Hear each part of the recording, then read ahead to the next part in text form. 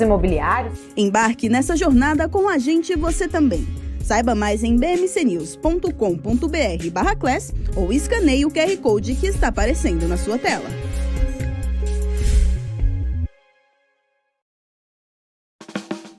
Quem só vê o BTG como um banco de investimentos, não vê todos os benefícios que ele pode oferecer. Aqui você tem a liberdade de ligar a qualquer hora. E tem a confiança de contar com o time BTG.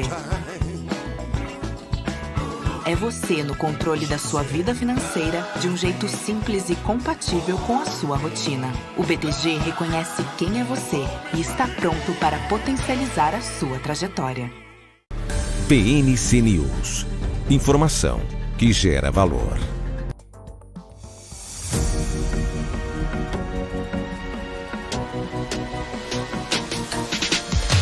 PNC News. Informação que gera valor.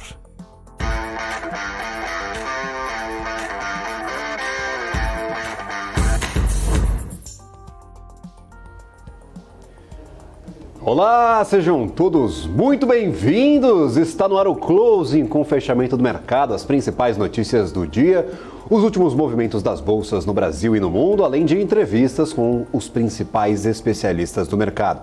Já quero deixar claro uma ótima tarde a você que está aqui nos acompanhando, seja no nosso canal, na TV fechada, afinal somos uma TV fechada agora. A BMC News está evoluindo a cada dia, sempre contando, claro, com a sua participação, com a sua audiência e com o seu apoio, ou para todos aqueles que nos acompanham pelo YouTube, pelo nosso portal de notícias, inclusive aqui pelo Profit Pro da Nelogica. Se você não sabia, a BMC News está por aqui. Só clicar em notícias, vai abrir uma aba com todas as opções de notícias que estão disponíveis aqui no Profit da Nelogica e, claro, o íconezinho da TV azul. Estou no uniforme aqui da BMC News para, claro, fazer este anúncio. Nós estamos por aqui, então se você está operando, utiliza o Profit Pro da Nelogica e fica com uma aba aberta, pode ter certeza que você vai ficar muito mais confortável utilizando aqui essa ferramenta aqui dentro. E, claro, nós vamos falar sobre todos os assuntos que hoje movimentam o mercado e movimentaram o mercado ao longo desta semana. A semana bastante agitada,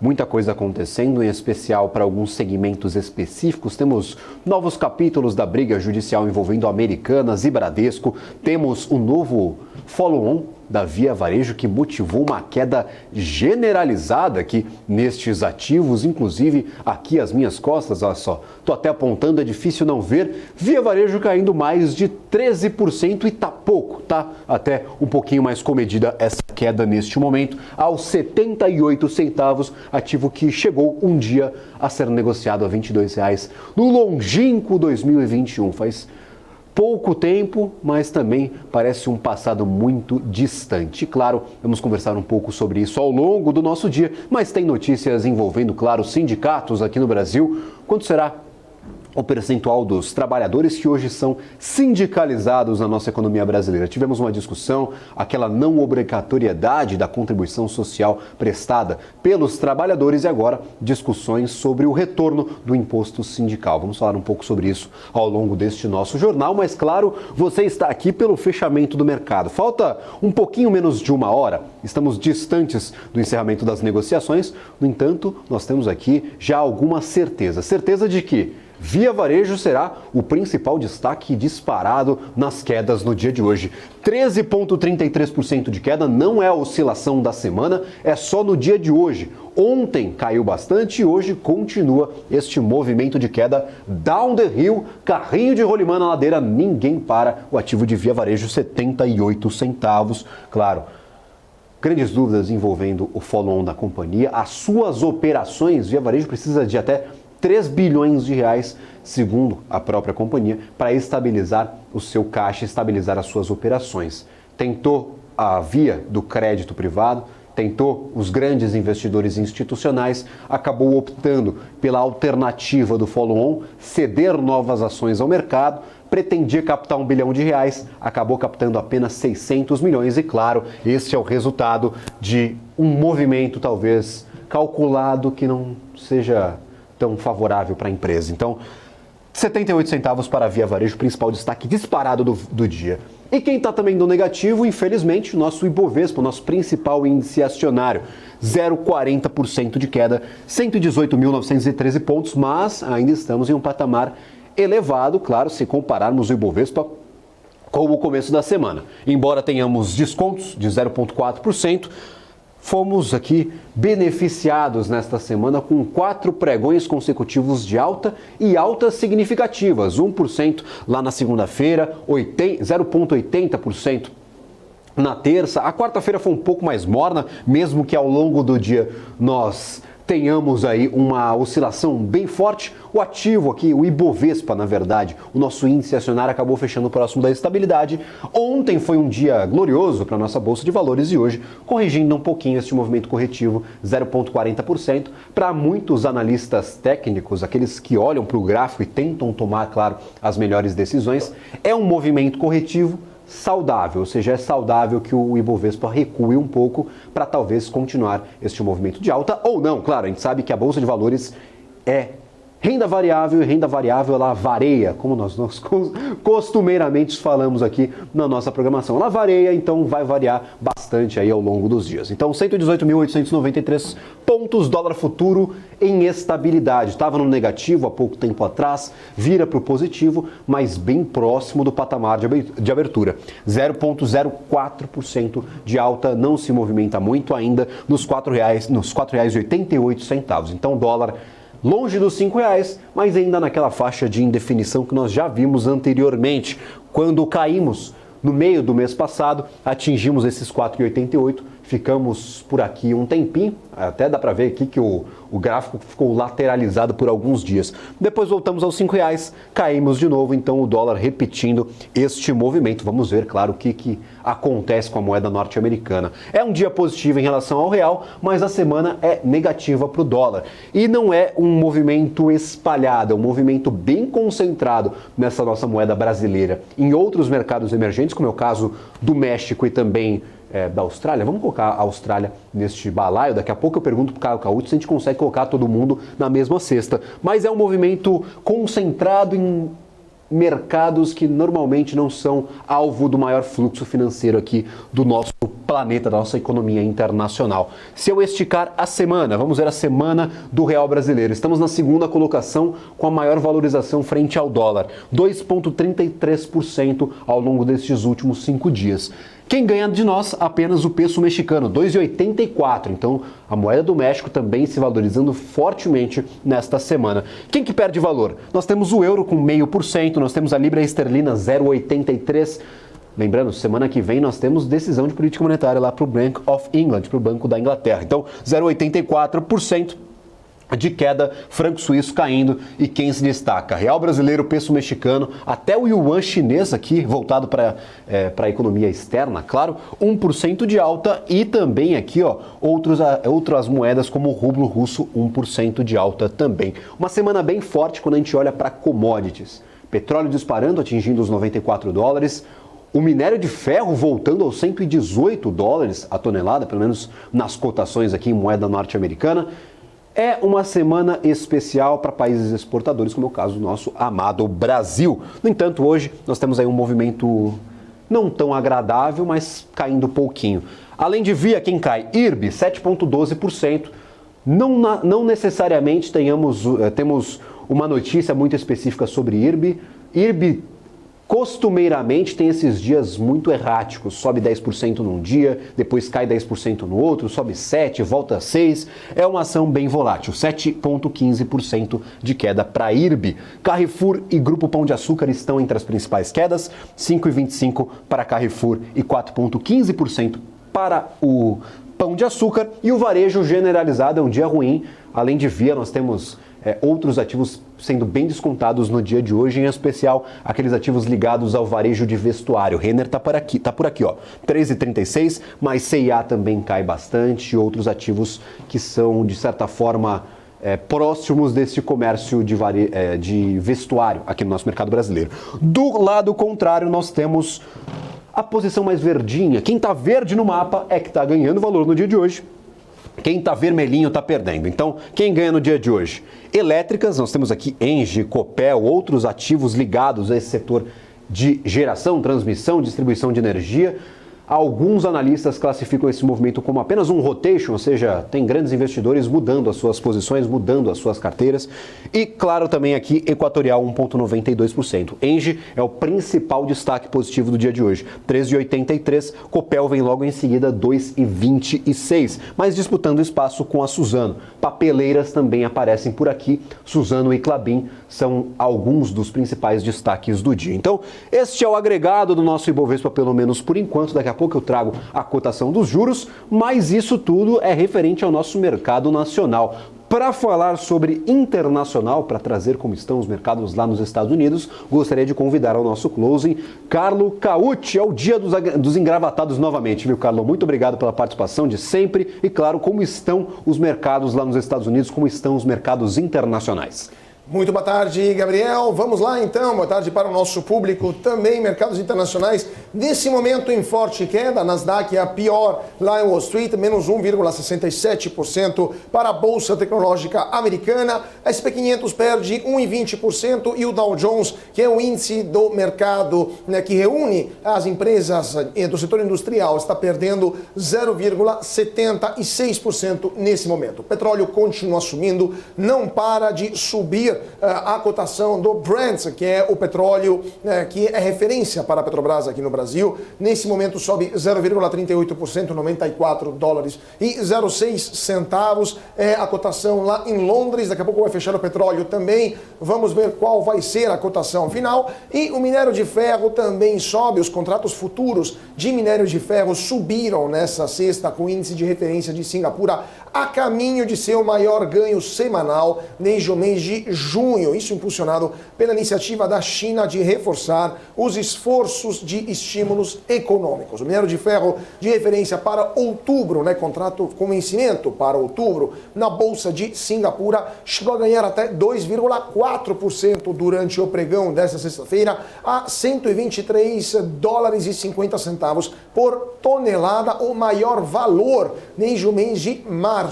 Na semana, a alta foi superior a 8%, a maior desde na semana encerrada no dia 9 de junho. Então, minério de ferro em forte alta lá em Singapura, mas também, né, em Dalian, a bolsa lá na China, que encerrou as negociações do dia com uma alta de 2,3% a 120 dólares e 91 centavos por tonelada de minério de ferro. Lembrando que na quinta-feira o Banco Central da China informou que vai reduzir a quantidade de dinheiro que os bancos devem manter como reservas obrigatórias. Essa segunda vez que ao longo de 2023 o Banco Central Chinês toma uma medida como essa para tentar aumentar a liquidez no mercado da China, mercado financeiro chinês, mercado de empréstimo, mercado de crédito que está sofrendo muito com uma recessão econômica cada vez mais evidente, especialmente no setor da construção civil, que, lembramos, representa mais de 25 e 40%, depende dos cálculos, do PIB da China. E esta é somente a última de uma série de medidas de estímulo que o governo chinês está levando adiante, todas as ações para apoiar o setor imobiliário que está em dificuldades. A redução do índice de reservas obrigatórias dos bancos demonstra a determinação da China em aumentar a confiança do mercado e, segundo os analistas, é necessário acompanhar de perto as oportunidades trazidas pelas políticas macroeconômicas e pela intensidade da reposição de matérias-primas no próximo inverno. Então, vamos ver o que vai acontecer, mas por enquanto minério de ferro em forte alta lá na China e aqui no Brasil. A Vale, por sua vez, ainda não percebeu, não contabilizou, podemos dizer assim, esta valorização. A Vale que está perdendo nesse momento 0,07%, mas mantém a cotação superior aos R$70 por papel, 70,04 é a ação da Vale agora. A Vale que abriu em forte alta, chegou a R$71,12, mas acabou perdendo força ao longo do dia. A Petrobras também está em queda, perde 0,38%, não obstante o petróleo suba R$ 33,74. Então vamos ver como o mercado vai evoluir ao longo desta sexta-feira. Agora, 4 horas e 14 minutos, temos ainda 46 minutinhos de negociação na Bolsa. É com você, Gabriel. Maravilha, Carlos Cauti. Falta pouco, falta menos de uma hora. Você continue nos acompanhando, porque, é claro, o mercado financeiro brasileiro é imprevisível. Então, claro, tudo pode acontecer entre este momento e o fechamento do mercado. Nós já tivemos Petri 4 e Vale 3 entre as maiores altas do dia. Na verdade, não entre as maiores altas do dia, entre os ativos mais negociados e em patamar positivo. No entanto, agora ambas estão no negativo. Vale 3 chegou a encostar lá nos R$ 71, como o Carlos acabou mencionando. Mas lembrando que nós viemos aí de uma semana bem interessante para Vale. Vale encostou novamente nos R$ 70. E se nós pegarmos aqui a oscilação semanal do ativo de Vale 3, dá para ver que esse movimento talvez possa ser caracterizado como um movimento corretivo. Na semana, 4,80% de alta e no mês já 7,48%. Então Vale sendo reforçada, ganhando um pouco mais de fôlego, principalmente por conta dessa movimentação lá na China, destes incentivos que estão sendo liberados aos poucos pelo governo chinês e, claro, pelas lideranças ali em algumas regiões. Temos Vale 3, 7,40% de alta no mês. Este movimentozinho aqui de 0,24 não chega a preocupar. Segundo alguns analistas, claro, pode ser apenas um movimento corretivo e uma correção saudável aqui para o ativo. A mesma coisa para a Petri 4. Petri 4 em R$ 33,74. Se nós puxarmos aqui o ativo de Petrobras para trás, nós podemos ver que a empresa está na zona de máxima histórica, assim, da sua negociação em maior patamar na história. Então, sim, pode ser um movimento apenas corretivo. O que está acontecendo com o Petro? O que está acontecendo com o Vale? Para essas oscilações aqui, nada, é realmente aí uma precificação apenas do mercado. Inclusive, o Carlos falava sobre a potência deste petróleo nos últimos dias, encostou nos $94. É a terceira semana consecutiva, se nós, claro, já fechamos aqui com a cotação do petróleo. Petróleo na terceira semana consecutiva de altas, então a commodity energética emplacando aí uma sequência muito forte e preocupando as grandes economias mundiais, inclusive a economia dos Estados Unidos. O último CPI divulgado veio dentro das métricas ruim, foi um CPI ruim se a gente olhar só para o número, sem olhar para expectativas e sem olhar, para o que o mercado estava esperando. Foi um CPI ruim, principalmente prejudicado por conta deste aumento no WTI, não no Brent. O Brent serve de base de cálculo para a Petrobras, o WTI é mais utilizado para a economia norte-americana, que já chegou a subir aí mais de 25%, segundo a última leitura, deve estar até um pouco mais desde junho deste ano. Então, é uma alta muito forte para o petróleo e o que vem preocupando alguns grandes institutos, algumas grandes companhias que fazem análises globais aqui para o rumo da economia. O caso da Oxford Economics, indicando que a alta do petróleo pode atrasar a queda na inflação do mundo, inclusive, claro, preocupações para os Estados Unidos. Falando em inflação nos Estados Unidos, nós temos, na semana que vem, já vou deixar esse alerta aqui, esse comunicado para quem está nos assistindo, viu, Carlos? Quarta-feira, 3 horas da tarde, liga na BMC News, teremos decisão de política monetária nos Estados Unidos. A maioria do mercado está apostando em uma manutenção dos juros. No entanto, a gente sempre pode ser surpreendido, claro, o futuro é sempre incerto e, claro, ainda o mercado precifica uma nova alta, talvez de 25 pontos base para os juros norte-americanos até o final do ano.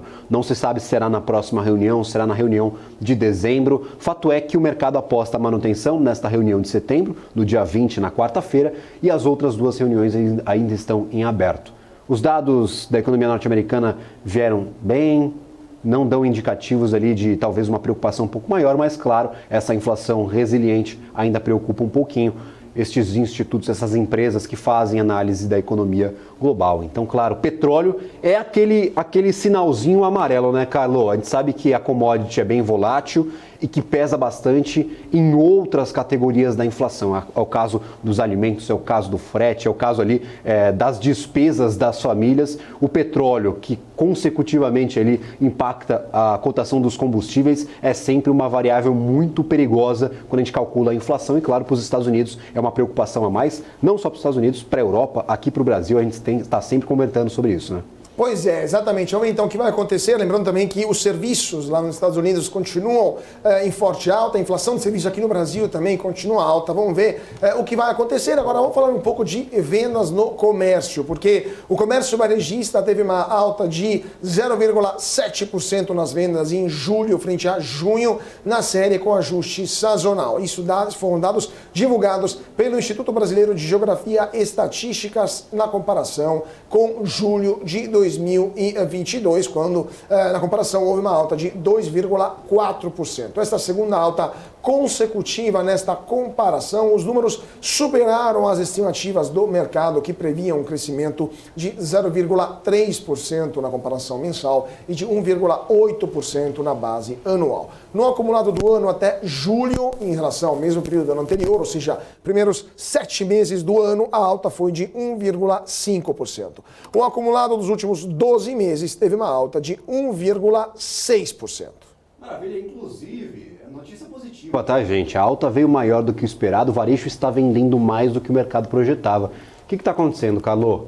Olha só, todos os principais ativos do varejo estão em queda no dia de hoje, então não estou entendendo mais absolutamente nada. Claro, essa notícia é positiva, não apaga as dificuldades operacionais que essas empresas estão enfrentando. Então, Via, claro, a gente nem fala sobre ela, está lá com seus 14% de queda aos 77 centavos, mas também surpreende o movimento de Magazine Luiza, 2,71, de Grupo Soma, 2,31. Soma, inclusive, uma empresa que tem as suas operações bem distintas do restante deste setor de varejo que está sendo prejudicado.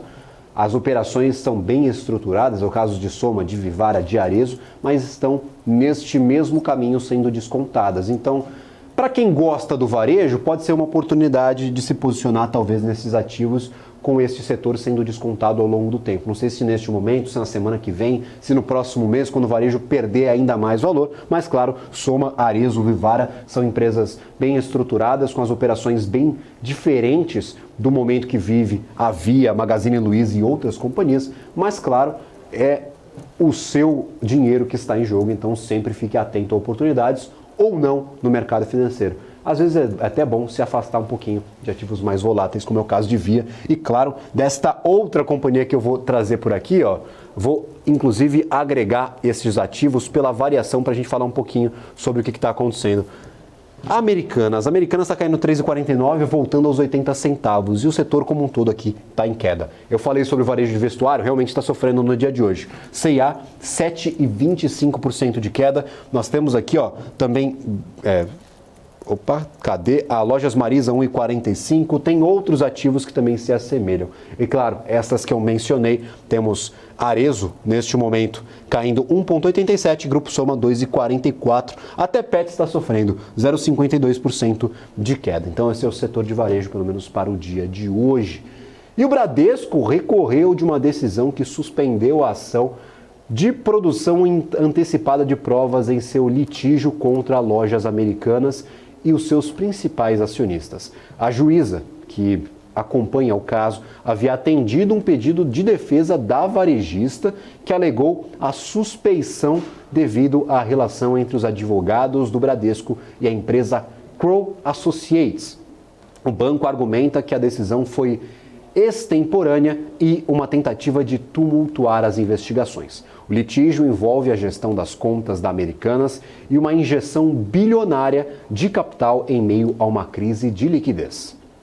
E o anúncio de pagamento de aproximadamente 500 milhões de reais em dividendos de juros sobre o capital próprio. É a B3, né, o Carlos? É a B3, estava dando uma olhada aqui, a B3 anunciou nessa distribuição de dividendos, serão distribuídos 317 milhões de reais em juros sobre o capital próprio e 280 milhões de reais em dividendos. Os valores serão pagos no próximo dia 10 de outubro, seguindo a base acionária do dia 20 21 de setembro, ou seja, na próxima quinta-feira. A partir do dia 22, as ações passam a ser negociadas ex proventos. Maravilha, inclusive vindo aqui a nossa Bolsa de Valores, como é que tá a B3, hein? Faz tempo que eu não olho para a B3, faz tempo que eu não dou uma olhada aqui no ativo da empresa que administra a Bolsa de Valores no Brasil. Olha só, a Bolsa está listada na Bolsa. É uma relação um pouco estranha, mas claro, você que está chegando agora vai entender isso aos poucos. Você que está vindo aqui à nossa programação pela primeira vez, está acompanhando esse fechamento de mercado. Vamos aqui ao Ibovespa como um todo, a gente pode dar uma olhada em como estão os ativos de B3, se a gente olhar sempre os ativos com o maior volume negociado. A B3 tem bastante participação aqui na composição do nosso índice acionário e sempre está aqui entre os ativos com o maior volume negociado. Acabei de encontrá-la, vou dar uma olhada aqui em B3SA3. Neste momento, R$ 13,25, vem de uma maré negativa nos últimos tempos. Se a gente pegar aqui o meio do mês passado, estava lá nos R$ 14,00. São descontos peronomútil, aqui a ação não perde tanto valor. Mas se nós darmos uma olhada aqui em como o ativo está no ano de 2023, está com ganhos, mas não tão relevantes. 2,32% de alta aqui para a B3, apenas 0,38% de queda no dia de hoje. Então, temos essa relação aqui que é complicada. A Bolsa está listada na Bolsa, tem algumas dúvidas relacionadas a processos judiciais que a empresa sofre. Claro, estes processos acabam travando um pouco a precificação, o valuation de B3, que já está há um bom tempo meio que lateralizada. Falando um pouco sobre o cenário internacional e companhias que são de bastante expressividade, mas que sempre estão envolvidas em polêmica. O TikTok foi multado em 345 milhões de euros pela União Europeia pela forma como processou os dados pessoais de crianças e adolescentes. A primeira aplicada pelo bloco, a plataforma de mídia social de propriedade chinesa, a Comissão de Proteção dos Dados da Irlanda, o regulador responsável por vincular, na verdade, a tecnologia TikTok à Lei de Proteção de Dados da União Europeia, anunciou a multa na sexta-feira, após uma investigação iniciada em setembro de 2021. A investigação do DPC descobriu que o TikTok violou as regras de proteção de dados da União Europeia ao definir os perfis de crianças entre 13 e 17 anos para um ambiente público, o que significa que qualquer pessoa dentro e fora do TikTok poderia ver o seu conteúdo e contatá-los. A TikTok, que abriu um escritório na Irlanda em 2020 e este mês abriu um site há muito planejado em Dublin para armazenar dados de cidadãos da União Europeia, foi investigada pela DPC por sua conformidade durante o período de 31 de julho de 2020 e 31 de dezembro de 2020. A multa foi a mais recente contra plataformas de mídia social por proteções de privacidade frouxas e ocorreu no momento em que o DPC finalizava uma investigação sobre o TikTok e também sobre as transferências de dados para a China.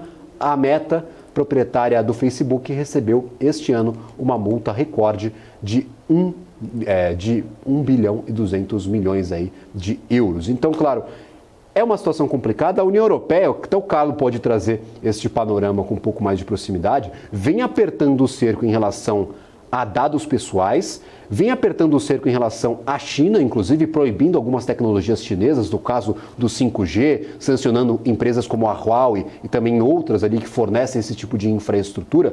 Carlos, a União Europeia vem apertando realmente este movimento, trazendo algumas mudanças para esse cenário também aí, visando a regulação destes dados pessoais, né?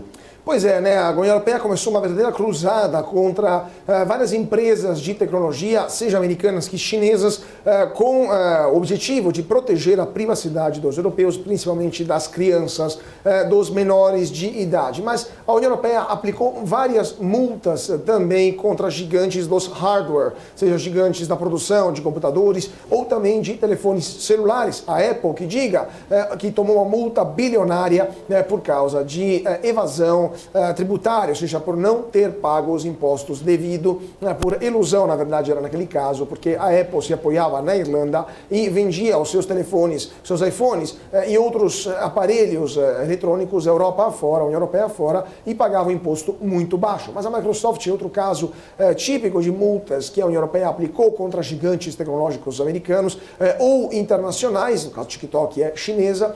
A Microsoft foi multada por um abuso de posição dominante no caso do Windows. Então, há vários casos de sanções aplicadas pela União Europeia na base das regras europeias para empresas estrangeiras que atuam dentro do território da União, do território comunitário. Inclusive, na Comissão Europeia, ou no Parlamento Europeu, aí você me corrija se eu estiver enganado, aí confundindo os dois órgãos, nós temos alguns projetos que regulamentam a própria inteligência artificial, ou seja, é mais uma zona ali a ser explorada pela União Europeia para suas sanções.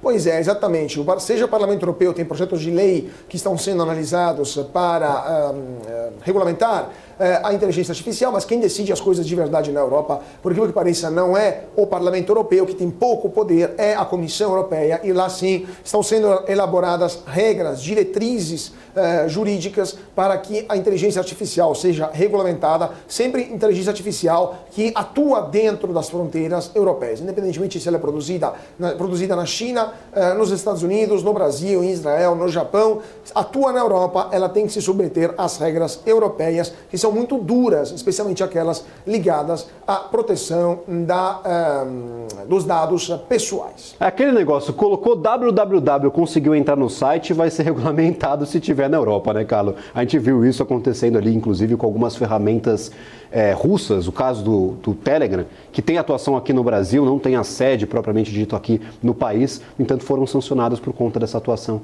no nosso país. A gente vai para um rápido intervalo, na volta a gente fala um pouquinho mais sobre o fechamento do mercado e traz as primeiras entrevistas aqui do nosso BMC Closing, do nosso fechamento de mercado na BMC News. O intervalo é rapidinho, a gente já volta, não saia daí. BMC News. Informação que gera valor. O que impacta a economia e o mercado global.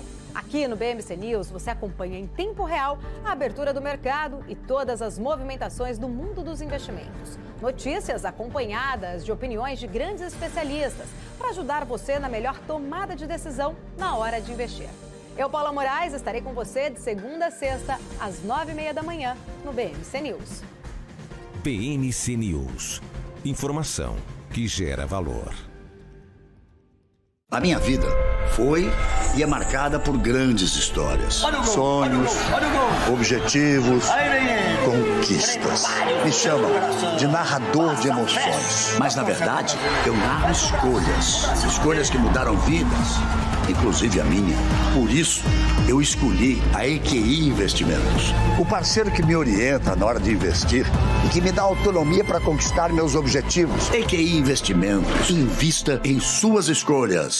Conheça a Brasil Paralelo, o único streaming que oferece uma experiência completa, que começa antes de cada filme com a sinopse em vídeo e continua depois que os filmes acabam com as análises e podcasts sobre o que acabou de assistir.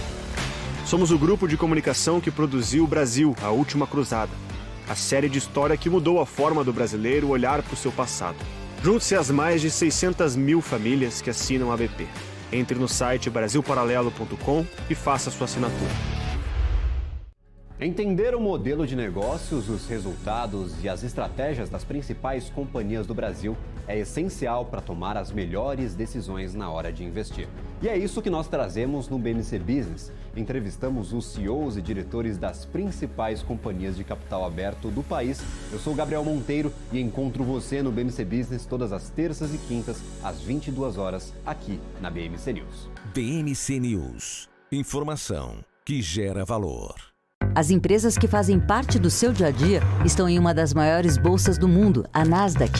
E a boa notícia é que você pode investir nessas empresas diretamente pela Avenue, sua corretora nos Estados Unidos. Com os dados das ações dos Estados Unidos fornecidos pela Nasdaq em tempo real, o cliente Avenue pode acessar diretamente as maiores bolsas do mercado americano. Entre neste mercado de tecnologia e inovação. Acesse avenue.com.br/Nasdaq e seja bem-vindo ao mercado global. BMC News. Informação que gera valor.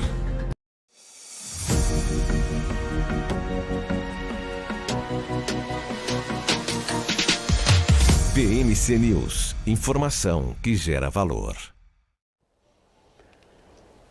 Estamos de volta ao closing, fechamento de mercado na BMC News. O que está acontecendo com o dia? Na verdade, na semana, o Ibovespa, contra tudo e contra todos, se a gente pegar ali e comparar a nossa Bolsa de Valores com o que está acontecendo na Europa e nos Estados Unidos, alguma coisa está errada. Mas a gente tem alguns drivers aqui que estão favorecendo a nossa própria economia e, claro, os ativos que estão aqui listados, estão sendo negociados no Ibov. Muitos desses incentivos, muitos destes fatores que fortalecem a nossa Bolsa de Valores estão ligados a commodities. E claro, a gente sempre traz os principais especialistas do mercado. E para falar de commodity, eu sempre gosto aí de conversar com Pedro de Marco, analista da Rich Capital. Sempre um prazer conversar contigo. Pedro, seja sempre muito bem-vindo aqui à nossa programação.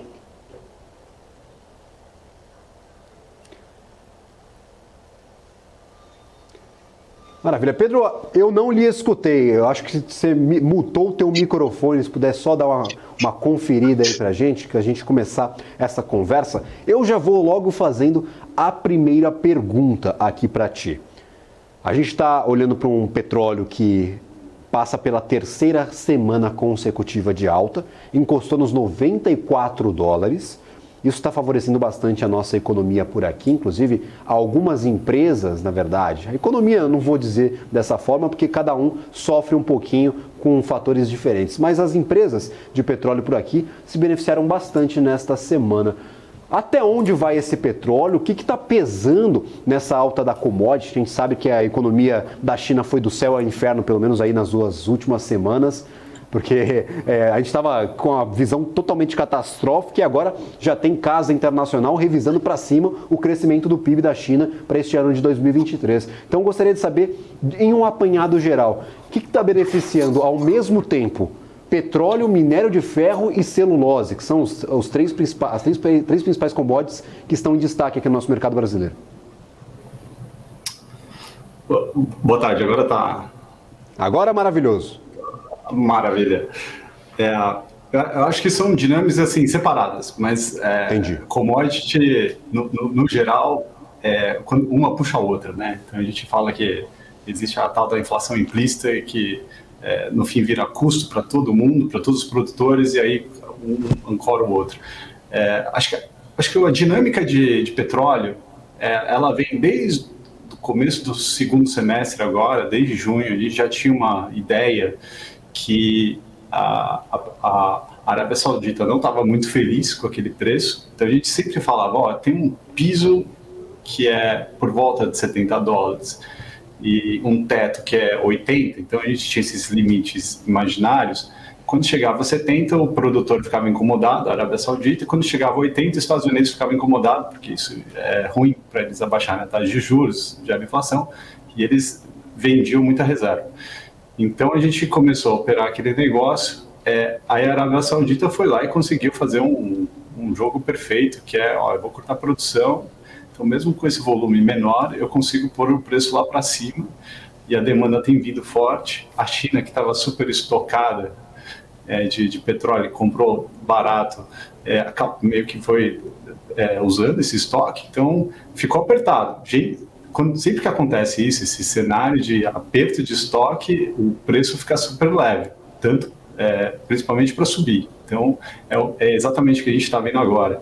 Então, petróleo, a gente tinha essa perspectiva, não esperava que fosse bater 90, mas chegou, né? Então, muito bom, acho que para todos os países produtores, Brasil inclusive, tem muita gente hoje comprada no real, apostando nisso, então isso acaba melhorando as nossas contas, né?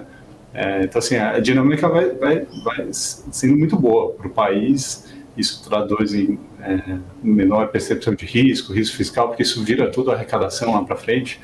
E aí a outra dinâmica é a China, né? A gente viu essa semana aí uma certa euforia de minério, principalmente. Então, a gente, acho que ontem, algumas casas revisando, né, o PIB, mas mais que isso, a gente tinha uma ideia que a China ia diminuir a produção de aço. Então, o que ia acontecer? A China ia diminuir a produção de aço, o minério ia cair, né, ia ser menos utilizado, e o preço do aço, como ia ter menos oferta no mundo, ele ia subir. E aconteceu exatamente o oposto. O chinês, assim, meio que enganou todo mundo. Então, o chinês aumentou a produção, está exportando muito mais aço, então essa produção está indo muito mais para os outros países, e aí está demandando mais minério. Então, esse minério, por isso que o preço hoje está lá em cima, né? Subiu aí, estava perto de 100, 110 dólares, agora a gente está vendo aí perto de 125, e a tendência é continuar assim. Então, a gente vê aqui na Vale, né, principalmente, muito para trás, é uma posição aqui dos nossos fundos. A gente acredita que se o minério voltar e vier para casa de 100, 90 dólares, ainda tem muito upside para Vale. Isso acaba carregando o índice. Nenhum fundo tem, então está muito leve o papel. Muita gente acha que vai correr depois para comprar. Então a gente está numa dinâmica positiva aqui para os ativos. Acho que o Ibovespa acaba tendo esses pequenos... vamos lembrar que Vale e outras de metos é quase 20% do índice. Então, você tem esse carrego positivo, né? E aí, o outro dado interessante essa semana foi o PIB, né? PIB surpreendendo para cima, a inflação para baixo. A gente está... Se no terceiro trimestre e o quarto trimestre a gente tiver zero de crescimento, se a gente tiver zero, a gente chega no fim do ano com 3% de crescimento. Então, assim, a gente está numa dinâmica muito boa. Se qualquer coisa que a gente tiver para cima, esse negócio ajuda e carrega para o próximo ano, né? Então, a gente está num cenário bom. Acho que lá fora, que a gente está um pouco com medo, aí, principalmente nos Estados Unidos, mas, assim, olhando para Brasil e China, acho que o pior, assim, já foi. Então, a gente está começa a ter uma perspectiva positiva aí para os próximos meses, sim. Pois é, né? Mas, Pedro, a questão também que você falou do petróleo em alta, do minério de ferro também, muitas vezes não temos uma correlação direta, ou melhor, é inversa, né? Entre a alta da cotação da commodity e a cotação da ação. Por exemplo, hoje a gente está tendo o petróleo em alta, a Petrobras cai, o minério de ferro também sobe e a Vale está caindo. Especialmente no petróleo, muita gente, quando o petróleo sobe, tem medo que essa forte alta incentive os países europeus ou americanos a investirem cada vez mais no elétrico. E aqui no Brasil, por exemplo, no caso da Petrobras, o governo intervir no Petrobras para obrigar a empresa a manter o preço artificialmente baixo. Então, muita gente se assusta quando o preço do petróleo sobe muito rapidamente. Mesma coisa no caso do minério de ferro, isso poderia aumentar a inflação, e isso acabaria levando ou forçando bancos centrais a subirem juros e acabaria criando uma redução da atividade econômica que afetaria principalmente o setor imobiliário. Quanto que isso é verdade, quanto que os mercados estão exagerando nesse momento, quanto que a situação, a conjuntura dos vários países, Estados Unidos com juros com tendência de alta, China com a crise imobiliária, vão afetar as cotações dessas duas commodities no médio prazo, pelo menos? Claro, Carlos, super preciso essa observação. Quando o petróleo sobe, geralmente as economias, isso é inflacionário, né? Então tanto que um dos jeitos que o pessoal vê é o core, né? O core da inflação. Então isso exclui preço de alimento e preço de energia, que é petróleo. Então é um jeito de você isolar a inflação para saber se você calibra os seus juros de acordo com essa inflação limpa de alimento e energia. Então, assim, o petróleo subindo tem esse impacto, sim, nas economias de inflação, mas os tomadores de decisão não estão olhando para isso, eles sabem que é uma coisa de curto prazo, né? Quando a gente vai olhar, pensando no exemplo micro, a gente vê que tem também uma preocupação, né, principalmente Petrobras. Agora, o Brasil é net exportador de petróleo, né? Ele produz mais do que consome. O problema do Brasil está no refino. E aí, o refino, o que tem acontecido a gente tem importado muito diesel da Rússia e a gente tem aumentado também a produção aqui interna, né? Então, seja por etanol, né, ou seja por também a capacidade de refino das próprias refinarias que estavam um pouco abaixo, dando um pouco abaixo. Acho que gera uma preocupação, mas por enquanto não é um problema. O problema da Petrobras é má alocação de capital, né? Acho que entrar em coisa offshore, esse tipo de coisa, mas é um problema que vai, assim, demora mais. Agora, um jeito de você se blindar disso é as juniors, né? Então a gente gosta aqui dessa cabeça, PetroRio, Recôncavo, 3R, são empresas que oferecem ao investidor talvez essa blindagem política, né? Você consegue ter uma exposição ao preço do petróleo, mas também não está exposto a essa interferência política. E principalmente, acho que o investidor que quer aí mais tranquilidade, PetroRio acaba sendo um cara muito bom, porque ele executa. A Recôncavo tem o maior posicionamento em gás, e a 3R é o que tem o maior assimetria, né, então pode valorizar muito mais, mas em compensação tem um risco de execução maior. Então, é tudo questão de quanto você está disposto a correr de risco, né? E aí, quando a gente olha para minério, acho que teve a gente costuma brincar que a Vale acabou virando o lead indicator, né? Então, a gente vê o que acontece. A Vale sobe, depois a gente vai olhar na madrugada, o minério subiu, e depois a gente abre no dia seguinte as australianas, né? Rio Tinto, BHP, Fortescue subindo. Então, a gente meio que olha principalmente para a Vale, né? A Vale acabou virando aí o indicador principal, né, de preço. Então, acho que o reflexo é ao contrário, né? A gente está vendo aí que o minério até cedeu um pouquinho agora no fim do dia, perto de 1% caiu na China, e aí a Vale está caindo. Mas a perspectiva aí de curto e médio prazo é muito bom. Acho que para outubro a perspectiva é boa.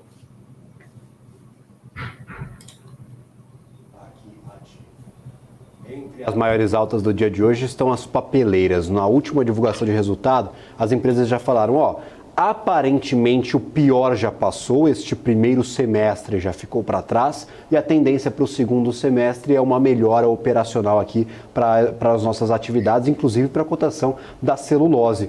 Qual que é a dinâmica que age mais em cima dessas companhias? Muito se liga ali, quando o dólar disparar, estiver em patamares altos, é momento das papeleiras. Mas a celulose tem muito mais impacto e também pode ser impactada por essa retomada da China, essa melhora, talvez, nestes incentivos liberados pelo governo. Como que você identifica este movimento da celulose, que também se aprecia e, claro, puxa um pouco essas companhias? Boa. Celulose, assim, tendência super boa, tá? A gente, quem é construtivo com a tese, quem gosta, acho que dá para ficar, dá para carregar uma posição aí, por exemplo, Suzano, uma posição que a gente gosta, assim, um papel que dá para subir 50% aí em questão de 2 anos, então a gente carrega. Tem essa questão de estar exposto à moeda forte. Eu acho que para o investidor é um jeito interessante, né, de ter no portfólio. O que aconteceu, né? A gente teve a entrada de muito produtor, então a OPM Arauco, né? Então, principalmente o Uruguai tem colocado mais volume de produção. Isso tudo acabou, quando você tem essa oferta, pensa assim, né? Entra um monte de oferta de uma vez e a demanda ela vai crescendo como uma linha reta, né? Então ela não consegue absorver toda essa oferta de uma vez. Então por isso que a gente viu o preço caiu, agora depois estabilizou um pouquinho, subiu. A Suzano tem feito esse aumento de preços. Basicamente, num efeito de substituição, na China tem muito papeleira que é verticalizada. Então ele compra cavaco, produz sua própria celulose, e aí quando o preço estava muito baixo, compensava ele comprar celulose direto da Suzano, de produtores aqui do continente sul-americano. Com o preço subindo, agora ele voltou a utilizar o processo interno, né, uma verticalizada. Então, assim, o mercado vai se racionalizando. Eu acho que agora a gente chegou num patamar de $550, talvez saiu os dados hoje lá na China, que já chegou a $570 no mercado interno, então talvez tenha uma capacidade de aumento aí de mais uma rodada de $20 aí. Então é uma coisa para o investidor aí que nos acompanha estar de olho, talvez tenha mais uma rodada de aumento aí para os próximos 30 dias, e depois eu acho que isso fica estável, porque você vai ter mais volume entrando da Arauco, né? Então esse volume a mais acaba pressionando o preço. Ninguém vai conseguir pôr preço sabendo que tem um produtor querendo desovar um volume grande. E depois, acho que olhando um pouco mais para frente, e acho que é o grande case da Suzano, é o projeto Cerrado. Então você vai ter um aumento aí de quase 25% da capacidade, né, de produção, então 25% de volume a mais que a Suzano vai colocar no mercado. O mercado, eles estão trabalhando com a demanda, né? Então vou substituir a fibra longa para fibra curta, vou começar a estimular os países aí, China, Índia, a consumir mais lenços, né? Ou o tissue, né? O papel higiênico. Então eles estão trabalhando no lado da demanda, mas assim, essa oferta vai vir. Então provavelmente no meio do ano que vem.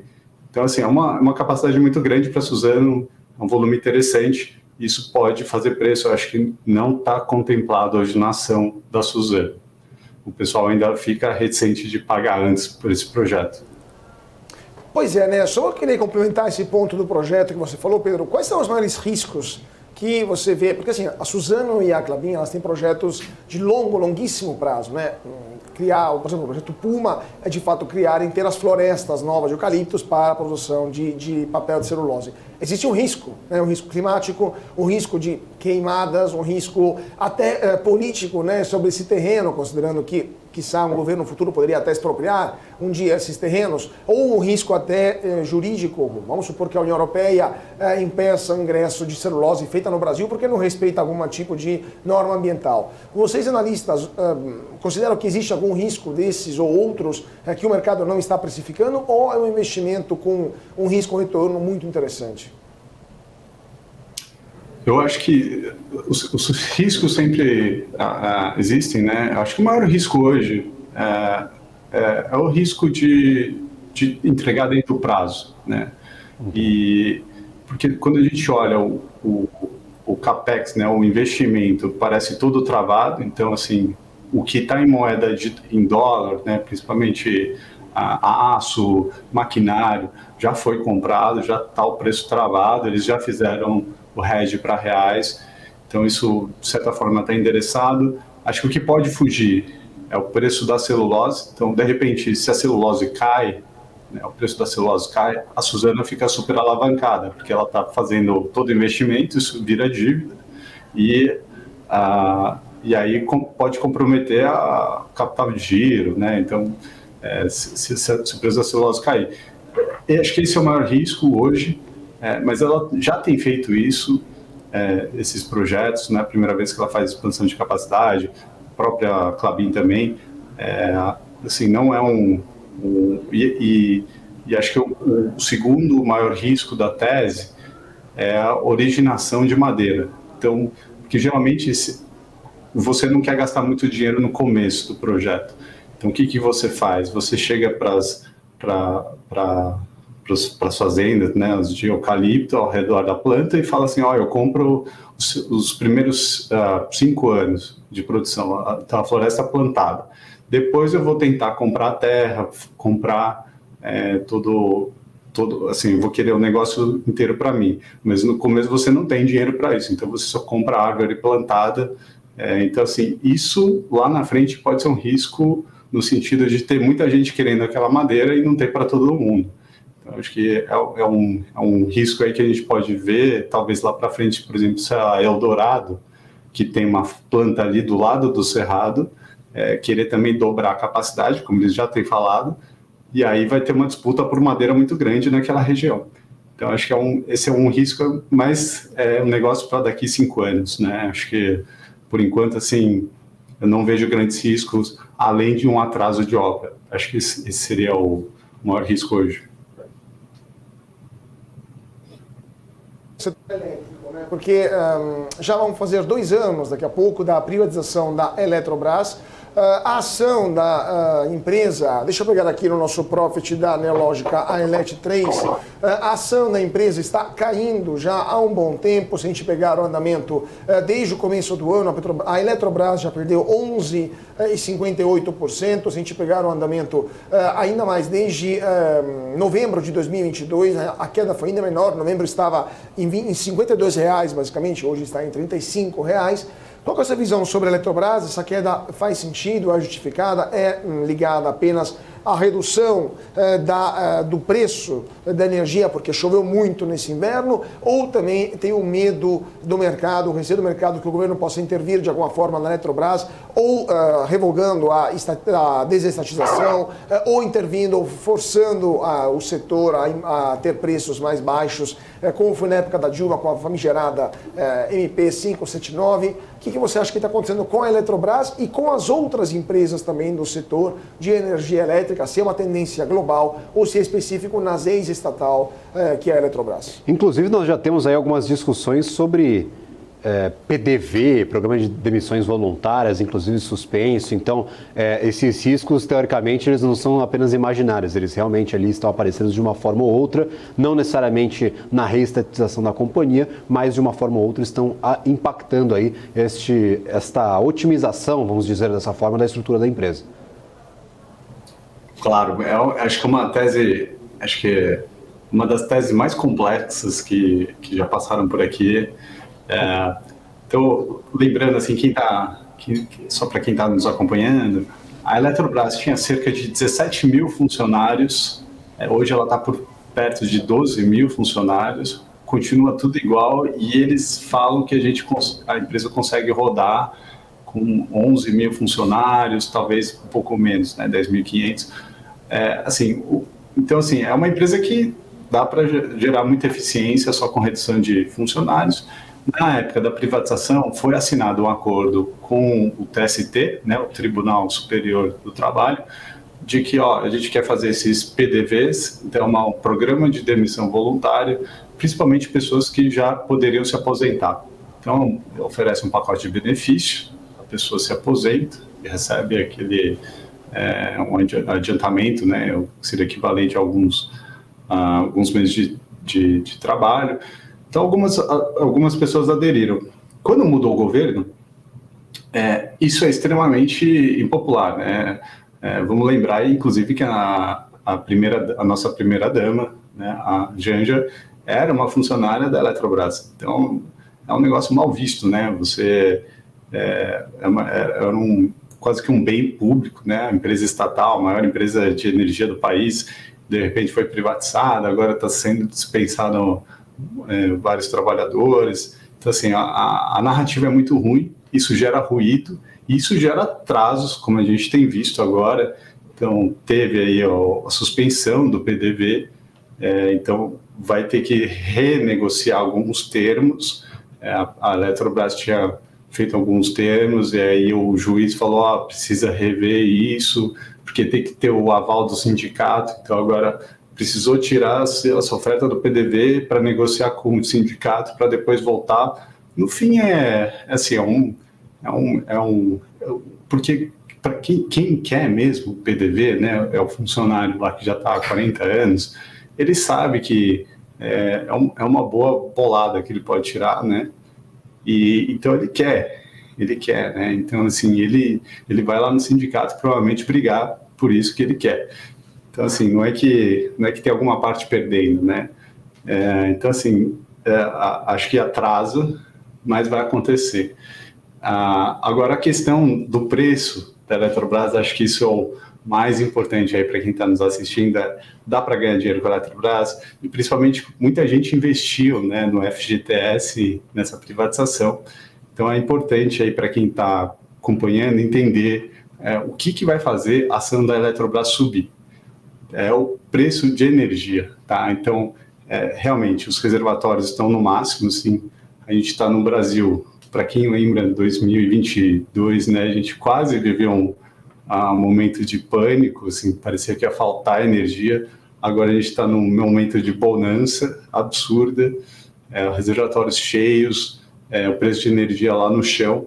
E o que acontece com a Eletrobras? Ela basicamente virou uma empresa de commodity, né? Então, ela tem essa energia que não está vendida, que é diferente de uma utility, que geralmente você já deu o contrato inteiro amarrado, você sabe mais ou menos quando você vai receber. A Eletrobras não tem essa condição. A única coisa que ela tem é energia.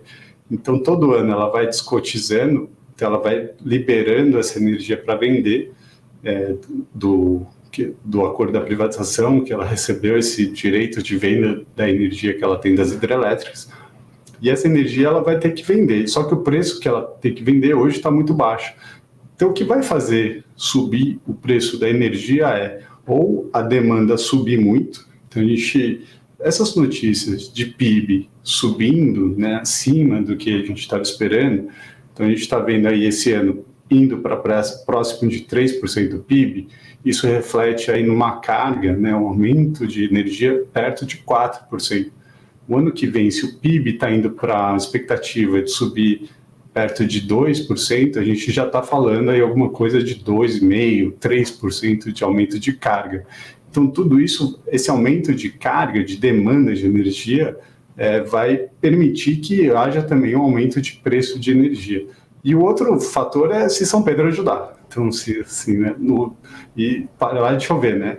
E aí a gente vai entrar naquela dinâmica que a gente já viu em alguns anos, que começa a faltar energia, o preço começa a subir, né? Começa a faltar chuva, o preço começa a subir, e aí o pessoal corre para fazer contrato, e aí a Eletrobras vai estar com o queijo na mão, né? Posso vender o preço que eu quiser. Então, eu esperaria, acho que pelo menos até março, geralmente a gente vai ter uma ideia melhor. Então, é segurar. Para quem tem... a gente está em setembro, espera mais 6 meses que a gente vai ter uma melhor clareza do que vai ser o preço de energia para os próximos anos. Mas, por enquanto, esse preço baixo e a ação, acho que não deve andar, não. Perfeito. Só para tirar a dúvida aqui de quem está nos acompanhando, ninguém está torcendo para apagão não, né? Tá, gente? É questão aí de dinâmica para a empresa, que pode beneficiar ou não a companhia. Uma oferta menor de energia, não essa abundância que nós estamos vendo, pode gerar, claro, o custo de energia, o preço dessa energia um pouco mais alto, beneficiando a própria operação da empresa. Inclusive, é novidade para a Eletrobras fazer essa comercialização de energia. Você falou essa descotização, ela vai acontecendo aos poucos, tem alguns lotes, algumas cotas serão liberadas para comercialização pela Eletrobras. Aí fica aquela grande dúvida, um minutinho só. A Eletrobras tem expertise para fazer essa venda, porque outras empresas já participavam deste mercado. A Eletrobras em si, ela tem a expertise para fazer essa comercialização, que não fazia antes, pelo menos dessas cotas que estão sendo liberadas. Você identifica aí uma facilidade da empresa de entrar nesse mercado? Sim, acho que acho que eles geralmente quando você tem uma empresa que você não tem a expertise, agora você vai lá e compra, né? Compra um time que sabe fazer isso. E foi exatamente o que a Eletrobras fez. Quem está tocando isso é o Ítalo. O Ítalo era o antigo CEO da AES Brasil, né? Então é um cara que ele participou aí da abertura de mercado. Então lembra da AES que fez a autoprodução com Ferbasa, foi inovador. Então eles estão com um time excelente para isso, estão olhando novas oportunidades. E acho que um dos pontos da Eletrobras que é interessante se hoje a gente não tem essa demanda de energia, então vamos criar. Então eles estão buscando aí trocar por caldeira, que a gente às vezes tem química, trocar por caldeira elétrica, colocar hidrogênio verde também na indústria. A gente está vendo alguns movimentos que são extremamente benéficos aí para a Eletrobras. Imensamente a participação no nosso programa. Muito obrigado por ceder aí parte do seu tempo para conversar conosco. Sempre um prazer. Boa tarde, gente. Maravilha. Aulão de commodities aí com o Pedro de Marco lá da Rich. É sempre um prazer receber toda a equipe por aqui. A gente falou um pouco sobre petróleo, sobre minério, sobre energia agora no finalzinho, tirando algumas das principais dúvidas que podem ser as suas. A gente vai para um rápido intervalo. Os ativos aqui já estão em leilão. Então, na volta do nosso intervalo comercial, eu já trago o fechamento do mercado. PNC News. Informação que gera valor. O que acontece acontece no mercado financeiro no Brasil e no mundo está na BMC News. São 24 horas de programação para ajudar o investidor na melhor tomada de decisão. Independência e jornalismo sério. Não estamos plugados em nenhuma instituição financeira. Isso nos dá liberdade de levar a informação sem nenhum viés, sem conflitos de interesse. Ser a ponte entre as notícias, empresas, especialistas e os investidores. Tudo de uma forma dinâmica e com uma pitada de bom humor. Informação que gera valor, você sempre vai encontrar na BMC News. Trader, imagina uma TV com programação trader 24 horas por dia. Imagina ter conteúdo de qualidade, interação com a comunidade trader em tempo real e acesso às últimas notícias sobre o mercado a hora que você quiser. De madrugada, final de semana, é só ligar, assistir e interagir. Pois é, pela primeira vez na história do mercado financeiro, está no ar a TV exclusiva para traders, a Trader TV.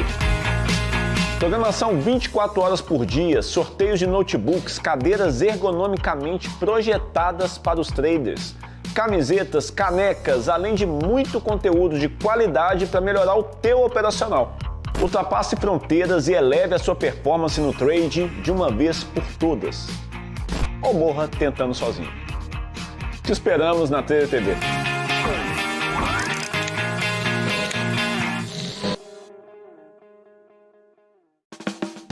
Quem só vê o BTG como um banco de investimentos, não vê todos os benefícios que ele pode oferecer. Aqui você tem a liberdade de ligar a qualquer hora. E tem a confiança de contar com o time BTG. É você no controle da sua vida financeira de um jeito simples e compatível com a sua rotina. O BTG reconhece quem é você e está pronto para potencializar a sua trajetória. BMC News. Informação que gera valor.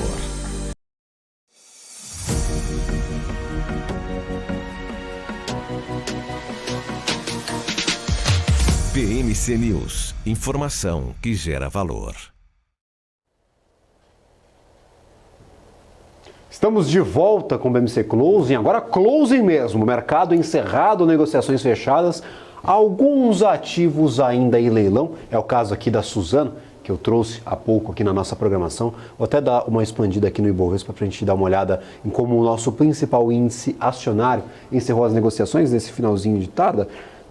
É só trazer aqui o Ibov no nosso Profit Pro da Nelógicas. Tem facilidade? Você que usa esse equipamento maravilhoso aqui, que é o Profit Pro da Nelógica, para identificar estes índices ativos. Se não, fica de olho aqui na nossa programação que eu vou sempre tirando alguma dúvida. Manda para mim ali no chat do YouTube, no chat do portal ou nas nossas redes sociais. Gabriel, eu não sei fazer de jeito nenhum esta função, eu não consigo achar este ativo, eu não consigo achar este índice. Me manda que eu tiro a dúvida aqui no ar para você. Ibov, 0,44% de queda, 118.865. Alguns ativos, eu já falei, estão ainda em leilão, podemos ter uma mudança aqui pouca nessa cotação. Agora 17 horas e 6 minutos, ou seja, já passaram 6 minutos aí do horário dito para o fechamento do mercado, 0,44, dólar futuro. Vamos lá aos contratos de dólar comercial futuro, 0,07% de alta. Nem para lá nem para cá, está estável, R$ 4,88, 4,883, cotação integral da moeda norte-americana frente ao nosso real brasileiro. A moeda tupiniquim aqui está, contudo, nesta semana como um todo, 2,3% de alta para o nosso real brasileiro. Nesta semana no agregado de 5 dias. Para Via Varejo, principal destaque negativo do dia, pelo amor de Deus, cuidado com este ativo. Nem tudo que cai volta a subir, nem tudo que tá barato volta a ficar caro um dia. Então, 78 centavos no leilão já está mais descontada, fechando a 76 pelo menos, abertura aí programada para daqui a pouquinho, 76 centavos no leilão. Vamos ver daqui a pouco essa abertura, quer dizer, o fechamento do mercado em si, como que a Via vai fechar essas negociações, 13,33%. Vou até trazer este movimento de Via Para quem achou que estava barato nos R$11, já perdeu bastante dinheiro.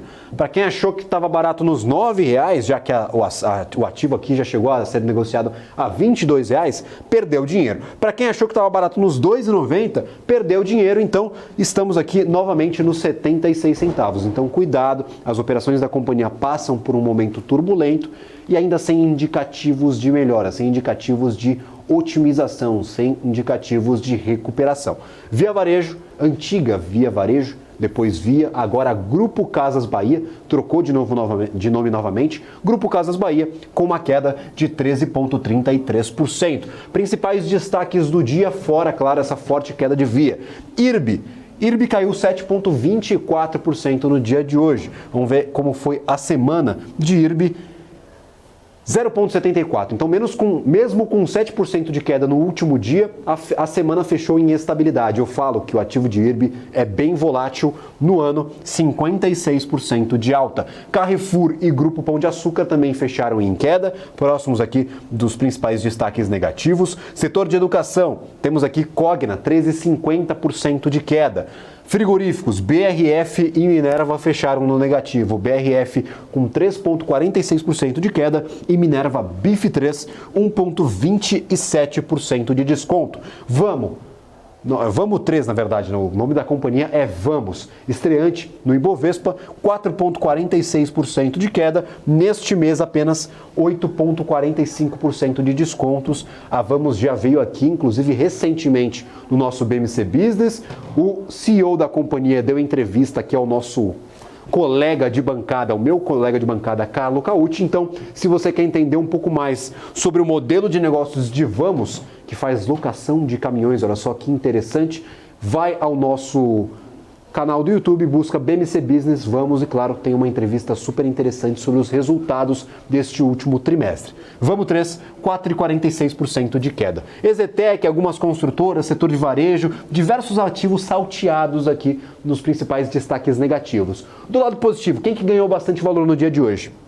Elétricas em geral, nós falávamos sobre isso há pouco. Engie, 4,80%, Energisa ganhando bastante valor. Nós temos por aqui também a Copel, 2%, recém-privatizada, 2% de alta aqui para o ativo de Copel, agora aos R$9, uma cotação bem interessante, inclusive acima da emissão do follow-on que foi promovido nestes últimos meses. Copel, Equatorial, diversos ativos aqui, até a CEMIG apareceu entre as principais altas. Alguns dos analistas do mercado indicam um rotation de setores, ou seja, investidores, grandes investidores profissionais, institucionais podem estar movimentando as suas carteiras, tirando dinheiro de alguns ativos, colocando em outros. Elétricas se destacaram neste movimento no dia de hoje, então temos aí, ó, Energisa, Copel, CEMIG, Equatorial, todas aí do setor de elétricas, setor de energia.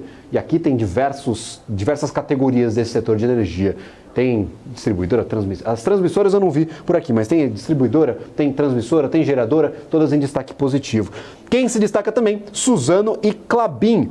Ambas papeleiras aí em destaque no dia de hoje, Suzano com 2,54% de alta e Klabin com 1,32% também em destaque positivo. Temos por aqui também a São Martinho, 3% de alta. Novamente a discussão sobre o preço da cana-de-açúcar e, claro, benefícios para os combustíveis verdes, vamos colocar dessa forma, os biocombustíveis, no caso o etanol. São Martinho acaba pegando um pouquinho deste movimento. É uma semana positiva para São Martinho, é uma semana positiva para Jalles Machado, para Cosan e para Raízen. Então, todas envolvidas neste segmento de biocombustíveis, de combustíveis verdes, de combustíveis sustentáveis, estão em um bom movimento no dia de hoje. Já que eu falei da semana, estamos no último dia da semana, sexta-feira, sextou, para boa parte aí da nossa audiência. Vamos à variação semanal. Quais são os principais destaques desta semana? Energisa de novo, aqui ó, aparecendo no principal destaque, 12% de alta nesta semana. Equatorial por aqui também, 9%. Como eu falei aí, algumas companhias do setor de elétrica se destacando na semana como um todo. Rumo, 7,97%. Raízen, 7,28% de alta. Falei que foi uma semana bem interessante para a Raízen. Daqui a pouco a gente fala um pouco sobre a São Martinho também. Mas aqui, ó, Copel, alguns outros ativos ligados a esse setor de energia. Dexco, 4,72%. Klabin e Suzano entre as as maiores altas da semana também, com 4,52% e 7,64% de alta, respectivamente, para Klabin e para Suzano. Do lado negativo, não tinha nem discussão. Eu não fiquei surpreso, espero que você também não tenha ficado. Via perdeu 35% só nestes últimos 4 ou 5 dias, vamos colocar dessa forma aí, de segunda até agora, 35% de queda. Meu Deus do céu, faz tempo que eu não vejo um ativo tão descontado em apenas uma semana. Meu amigo, para quem estava posicionado aqui, realmente perdendo bastante dinheiro, 76 centavos, alguma coisa vai acontecer. O Ibovespa não deixa empresas com as suas ações sejam cotadas a menos de R$1 permanecerem no índice. Então, se o ativo não voltar a subir, talvez nós tenhamos um grupamento para essas ações de Via no futuro. Então já estou prevendo aí o que pode acontecer se o ativo não voltar para cima do R$1. Então 76 centavos neste momento. Braskem também destaque negativo, 9% de queda. Marfrig e Cogna também aqui completando estes 4 ativos com a principal, com as maiores quedas nesta semana, mas nem dá para comparar com Via. Marfrig aqui caiu 1,76. Então foi uma semana mais positiva do que negativa.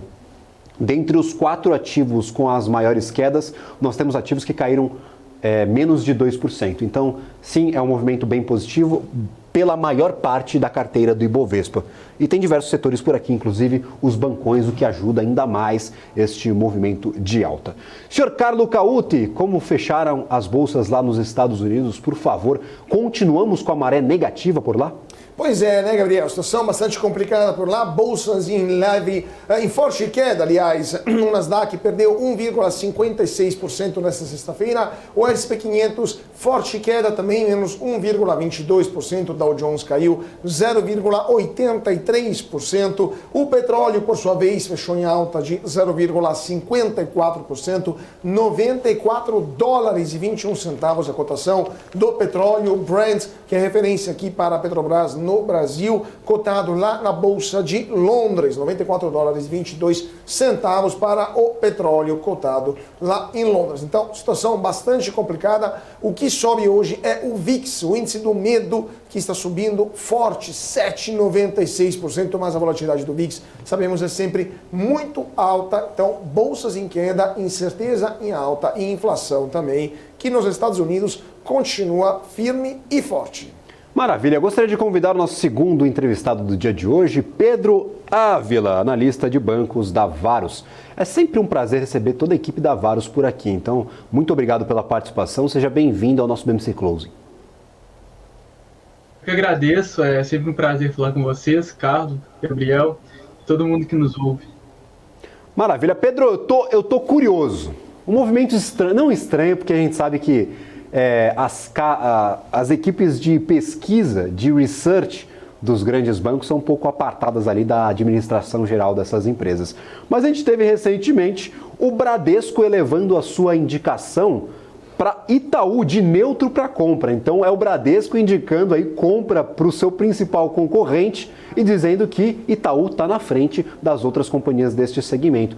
Bradesco está certo? Realmente a gente pode identificar Itaú na frente das outras instituições financeiras neste mercado brasileiro? Como viu este apontamento, essa revisão de neutro para compra de Bradesco a Itaú? Então, é um pouco complicado falar se está certo ou errado, né? O Bradesco ele se baseia mais em qualidade do que em preço. De fato, se a gente pegar algumas métricas como a qualidade da carteira de crédito, a eficiência, o Itaú se destaca.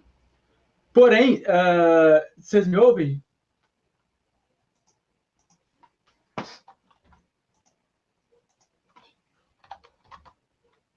Perdemos o Pedro. Vamos dar daqui a pouco, então, voltamos com ele. Voltou. Tá tudo certo, relaxe. Manda ver. Voltamos. Então, como eu dizia, o Itaú ele é o banco de maior qualidade em vários aspectos. Porém, ele é o banco mais caro, se você pegar qualquer índice de preço sobre lucro, mas ele também é quem tem um dos maiores ROI. Só que essa indicação do Bradesco se dá, o banco, os analistas da área de pesquisa, eles acabaram identificando uma possível melhora no desempenho do Itaú, por conta...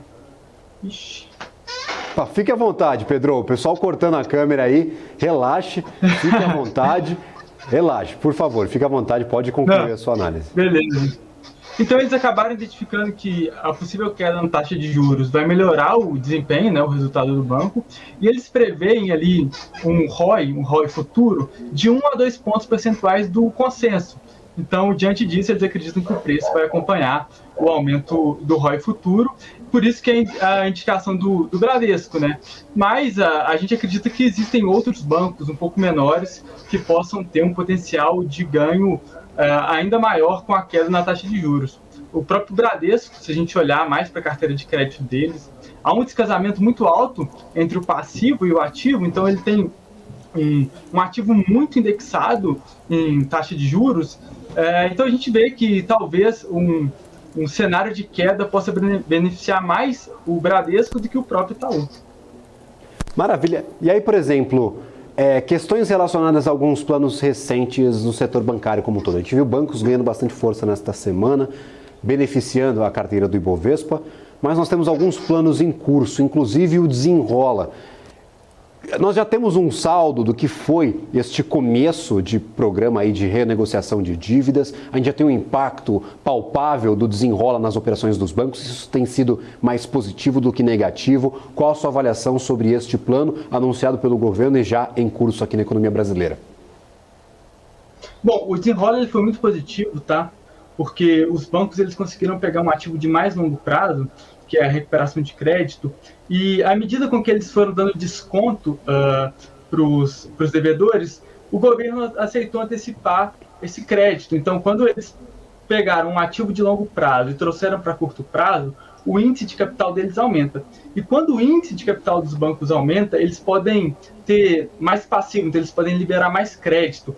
Foi uma forma que o governo encontrou de, primeiro, estimular o consumo no país, né, que você diminui a oneração das famílias, e depois os próprios bancos, eles aumentando o crédito, isso significa que o consumo tende a aumentar também. Só que é um aumento temporário, né? Não é um programa que pode ser feito sempre. E aí a gente tem que entender até que ponto, até onde que vai o impacto disso nos bancos, porque logo depois o governo acabou anunciando algumas medidas ruins, né? A primeira delas, o fim do JCP, que ainda vai passar por discussão na Câmara e talvez não continue da forma com que o governo propôs, e mais recentemente diminuir o rotativo do cartão de crédito. Mas essa última medida eu acredito que tem um impacto bem menor, porque se você for pegar, grande parte das pessoas que utilizam o rotativo não pagam, então os bancos depois de 3 meses acabam tendo que fazer uma provisão e reconhecer a perda.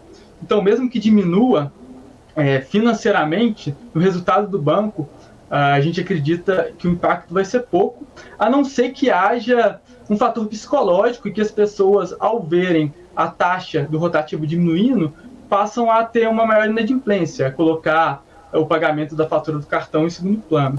Mas isso aí é um pouco de bola de cristal, né? A gente tem que esperar acontecer para ver. Pois é, né? Só queria complementar esse ponto que você falou, o Desenrola, porque, na sua visão, o Desenrola foi um presentão que o governo deu para os bancos e que vai afetar positivamente os balanços dessas instituições de crédito? Afinal, o governo colocou 60 bilhões de reais na mesa e, indiretamente, uma transferência desse dinheiro para o orçamento, para os números dos bancos, porque para o resultado dos bancos, porque, de fato, se essas pessoas que aderiram ao Desenrola não pagarem esta renegociação, quem vai pagar é o governo. Então, para os bancos, o risco acaba sendo zero.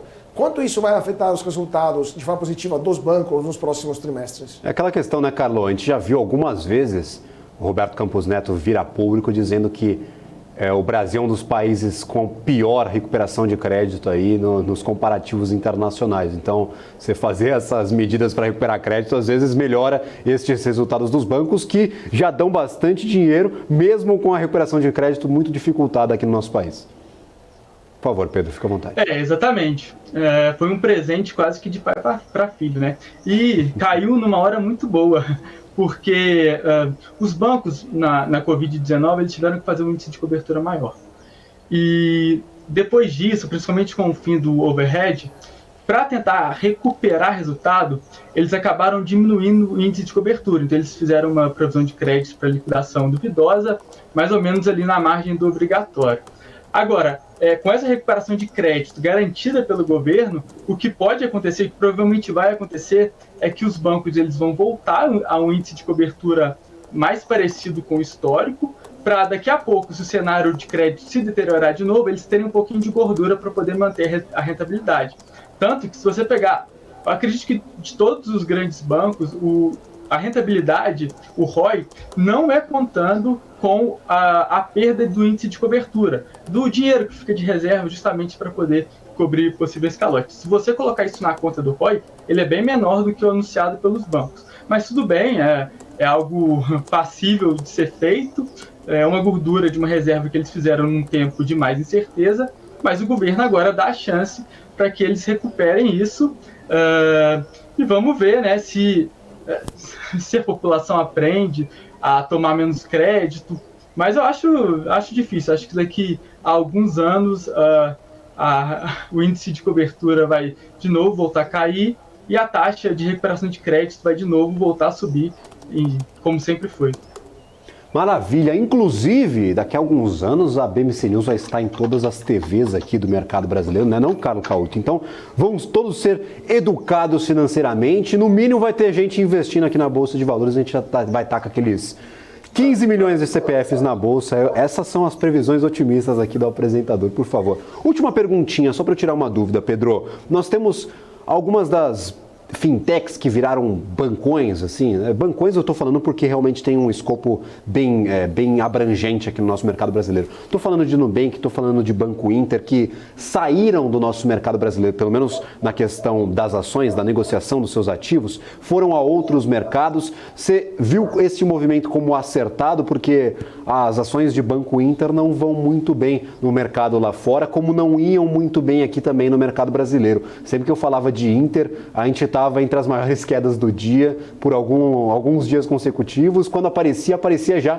nas maiores altas. Então era uma ação bastante volátil de Banco Inter. Foi lá para fora, não sei qual que é o saldo dessa migração, o saldo da abertura de capital, inclusive de Nubank, lá no mercado estrangeiro, não passou aqui pela Bolsa de Valores brasileira. Como que você vê esta listagem nas bolsas estrangeiras de instituições que têm a maioria das suas operações aqui no Brasil e que estão distantes do seu investidor lá no mercado norte-americano?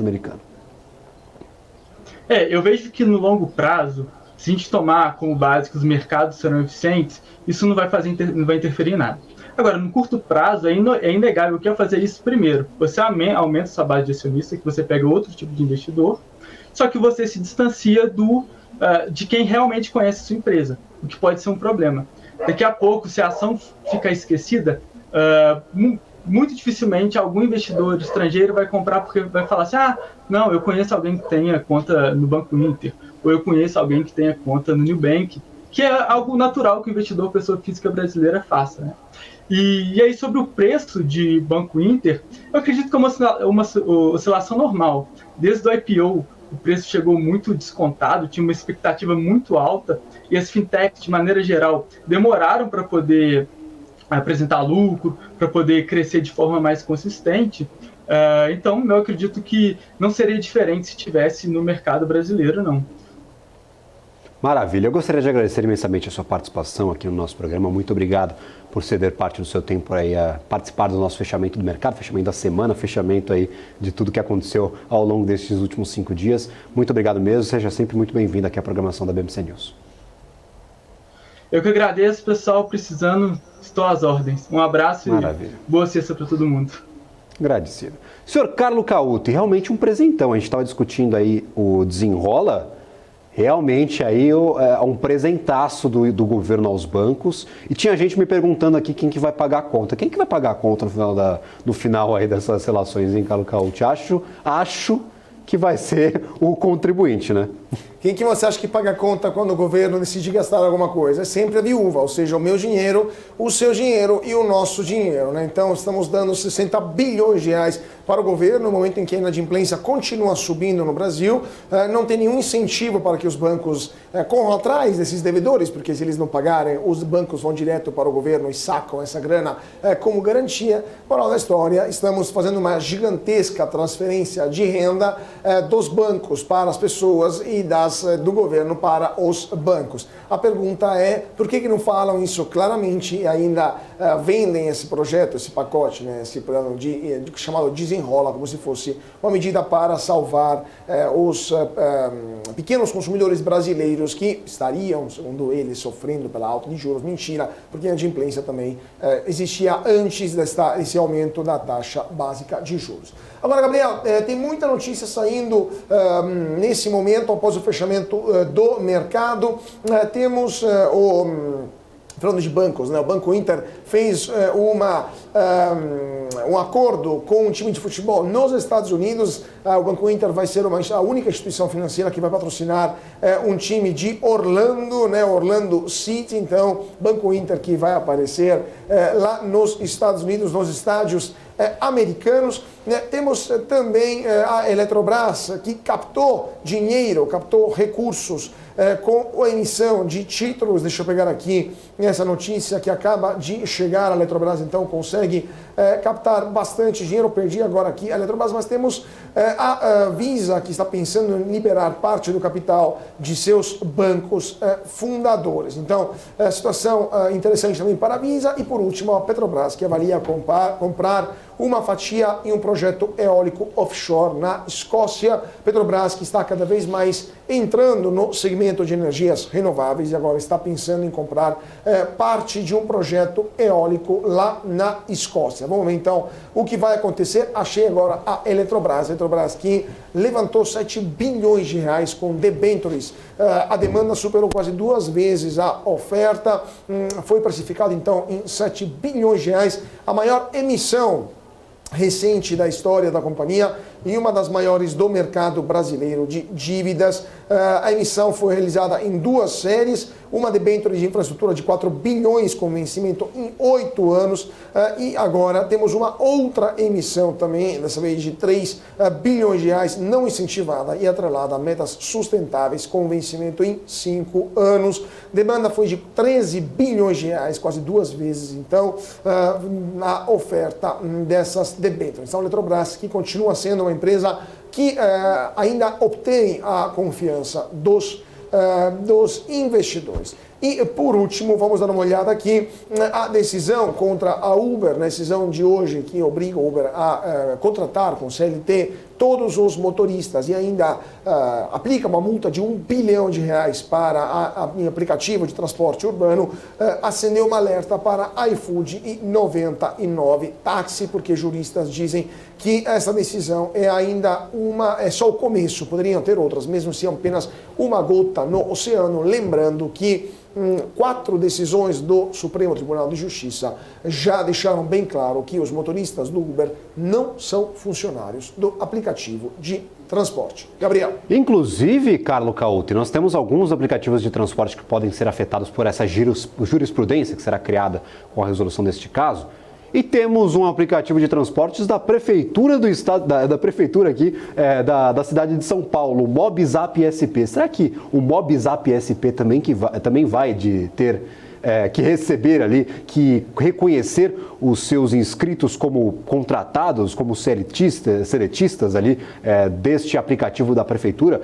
É um modelo que ficou famoso, claro, pela indústria privada, mas que já é utilizado pelo poder público. Então, se você entrar aí na sua loja de aplicativos, tem o MobZap SP listado, você pode baixá-lo e utilizar este serviço da Prefeitura de São Paulo. Será que a Prefeitura vai ter que reconhecer aí os motoristas cadastrados como empregados, Carlo Cauti? Acho que é uma jurisprudência um pouco perigosa que pode ser espalhada ali para aplicativos de entrega de delivery, para aplicativos ali de frete. A gente tem alguns aplicativos de frete aqui listados ou, claro, disponíveis em todas as lojas de aplicativos. Tem, se não me engano, ali diversos, tem de todas as cores aí, aplicativos de transporte. Então, é um modelo que foi replicado e que está em risco agora, né? Então o baque pode ser grande para todas essas empresas de tecnologia que trabalham no modelo de cadastro e, claro, de repasse desses valores negociados para os serviços. Inclusive para o aplicativo da Get Ninjas, né? A gente tem Get Ninjas listada aqui. Get Ninjas faz a intermediação dos seus contratados ali, que não são contratados, dos cadastrados, com aqueles que requerem os serviços, e pode também ser um pouco afetada. É uma decisão deveras estranha, né, Carlos Cauti, que a gente recebeu no dia de hoje. Pois é, né? É uma decisão que muito provavelmente, como a gente está falando agora, várias decisões do STJ, ou seja, tribunais superiores, já deixaram claro que não procede essa tentativa de forçar o Uber e outros aplicativos a contratar os seus funcionários, os motoristas, né, como seus funcionários. Então, decisões repetidas que confirmaram esta visão do judiciário, e agora um juiz de primeira instância simplesmente vai contra órgãos superiores. Isso nada mais nada menos é que uma perda de tempo, porque essa decisão muito provavelmente vai ser derrubada no primeiro recurso por parte do Uber. A multa é completamente descabida, R$1 bilhão de danos morais. Por sinal, existe até uma tendência dos tribunais a não conceder muitos danos morais para evitar aquilo que eles chamam de indústria dos danos morais. E, por último, né, isso cria apenas, aumenta a insegurança jurídica para os empresários, porque ninguém sabe se um juiz amanhã vai acordar com o pé esquerdo, decidir qualquer coisa e forçar as empresas, até bloquear as contas de algumas empresas como medida cautelar, medida cautelativa, aguardando o recurso em um tribunal superior que poderia demorar até anos para ser apreciado. Então, uma página péssima para o judiciário brasileiro. Não é a primeira vez que um juiz de primeira instância simplesmente se rebela à decisão de um juiz de instância superior. E mais uma vez, então, se cria uma insegurança jurídica para o ambiente de negócios brasileiro, algo que afasta os empresários muito mais do que o aumento da carga tributária, muito mais do que a polarização ou as turbulências políticas. É isso que acaba criando problemas para o crescimento de longo prazo do Brasil. Maravilha. Inclusive, nós temos aqui algumas pessoas participando do nosso chat. Quero receber aí essas contribuições sobre essa notícia. Lembrando, a decisão de primeira instância cabe recursos e dificilmente vai ser sancionada, vai ser vigorada, vai ser cobrada essa multa da Uber, mas é notícia aí para o nosso telejornal que, claro, cobre este ambiente corporativo e econômico no mercado brasileiro. A gente está próximo aqui do finalzinho do nosso programa, falta um último bloco, mas lembrando a você, nós vamos a um rápido intervalo, o BMC Close ainda não acabou, tem mais coisa para nós discutirmos por aqui, vamos trazer um analista técnico para dar uma olhada aqui em alguns ativos, então fiquem atentos, a programação da BMC News continua, não só até às 6 horas da tarde, somos 24 horas por 7, então fiquem aqui acompanhando este ambiente de negócios, investimentos, economia, tanto brasileira quanto internacional. Vamos a um rápido intervalo, na volta tem mais Close em fechamento de mercado na BMC. BMC News. Informação que gera valor. O que impacta a economia e o mercado global. Aqui no BMC News você acompanha em tempo real a abertura do mercado e todas as movimentações do mundo dos investimentos. Notícias acompanhadas de opiniões de grandes especialistas para ajudar você na melhor tomada de decisão na hora de investir. Eu, Paula Moraes, estarei com você de segunda a sexta, às 9h30 da manhã, no BMC News. BMC News. Informação que gera valor. A minha vida foi e é marcada por grandes histórias. Olha o gol, olha o gol, olha o gol. Depois dessa curva, vem pra vitória. Sonhos, objetivos, conquistas. Prepare o seu coração. Tive o privilégio de narrar e contar algumas delas. Na ponta dos dedos. Vibrar com elas. Me chamam de narrador de emoções. Faça festa. Mas, na verdade, eu narro escolhas. Escolhas que se tornam vitórias. Escolhas de quem fez história. É do Brasil, o Brasil inteiro. Escolhas que mudaram vidas, inclusive a minha. Por isso, eu escolhi a EQI Investimentos, o parceiro que me orienta na hora de investir e que me dá autonomia para conquistar meus objetivos. E você, que tal começar a investir nas suas escolhas? EQI Investimentos. Invista em suas escolhas. As empresas que fazem parte do seu dia a dia estão em uma das maiores bolsas do mundo, a Nasdaq. E a boa notícia é que você pode investir nessas empresas diretamente pela Avenue, sua corretora nos Estados Unidos. Com os dados das ações dos Estados Unidos fornecidos pela Nasdaq em tempo real, o cliente Avenue pode acessar diretamente as maiores bolsas do mercado americano. Entre neste mercado de tecnologia e inovação. Acesse avenue.com.br/Nasdaq e seja bem-vindo ao mercado global. PNC News. Informação que gera valor.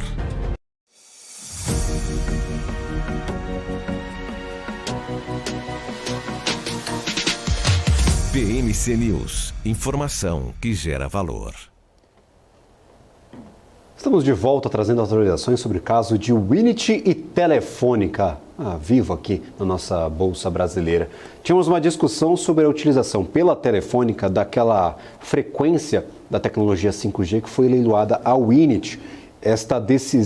Na verdade, essa relação, este contrato, este acordo, ele teria de passar pela Anatel por aprovação. No entanto, este julgamento que estava marcado para hoje foi adiado novamente. Da última vez que este julgamento havia sido convocado, ou seja, para o dia 1º de setembro, ele também tinha sido adiado por conta do pedido de vistas de um dos conselheiros da Anatel. Então, já tivemos 2 ocasiões em que o adiamento, por conta da complexidade deste caso, foi adiado sem decisão ainda sobre a utilização dessa frequência 5G pela Telefônica da estrutura ali que foi concedida à Winit. Então, seguimos aí com este monitoramento, tentando entender o que será desta relação. Falando um pouco sobre principais destaques do dia. Maiores altas: Energisa, São Martinho, Eneva, Suzano e Copel. Bastante companhia do setor de transmissão, geração, distribuição de energia.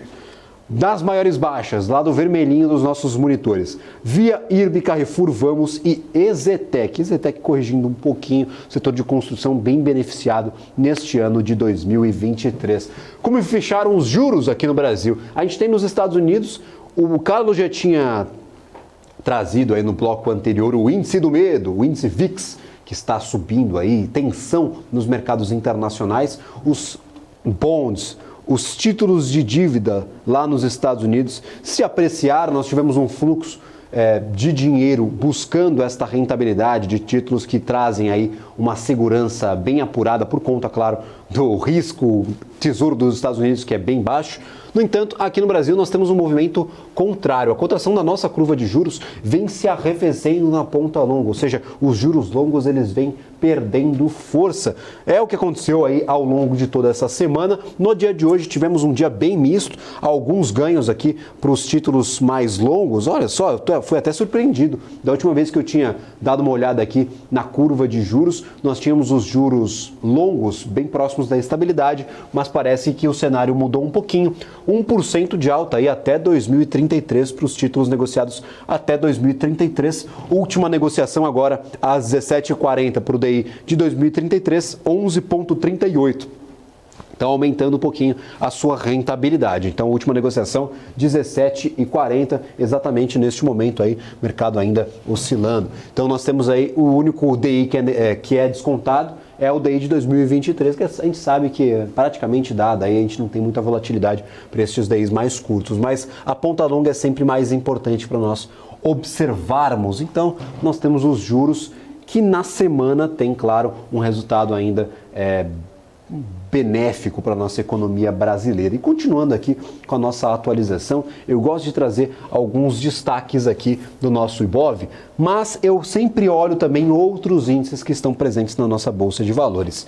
Olhando para o índice SMLL, Small Caps na tela, temos alguns destaques bem interessantes. E vocês podem ver aqui que as Small Caps, elas têm uma oscilação bem mais significativa do que os ativos que estão listados aqui no nosso principal índice acionário, no caso o Ibovespa. Eu vou ter que utilizar o mouse para fazer essa seleção, porque o telão não está me ajudando neste momento, neste finalzinho de programa. Até o meu telão está cansado dessa semana e quer dar uma descansada. Mas vamos aqui à variação diária. Quais são os ativos que mais se valorizaram e desvalorizaram no dia? Temos BR Properties, depois de um resultado muito forte nos últimos dias, se desvalorizando em 21,67%. É o desconto apenas do dia de hoje. Ontem BR Properties era o principal destaque positivo, um dos principais destaques positivos, tanto que mesmo com 21% de queda no dia, nós temos 1,78% de ganhos na semana. Então, a semana está positiva ainda para o ativo, que cai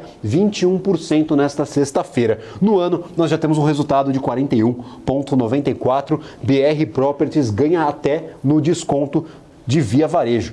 21 contra 15,56. O IS também cai 13,23%, companhia aqui do setor de seguros, mas que teve ali algumas dificuldades depois do encerramento de algumas parcerias, busca por novos canais de distribuição e vem conseguindo conquistar aí novos canais de distribuição dos seus produtos e novas parcerias ao longo do tempo. 13,23% de queda no dia de hoje. Temos a Aeres, muita gente apostando na Aeres, principalmente depois dessas notícias relacionadas à energia eólica. 7% de queda no dia de hoje, 1% de queda na semana, 17% de queda no ano. Então, temos aí um resultado que é ruim na semana, é ruim no mês e é ruim no ano para a Aeres. Do lado contrário, do lado positivo, nós temos aqui ativos como a Aliar ganhando 6,40% de alta.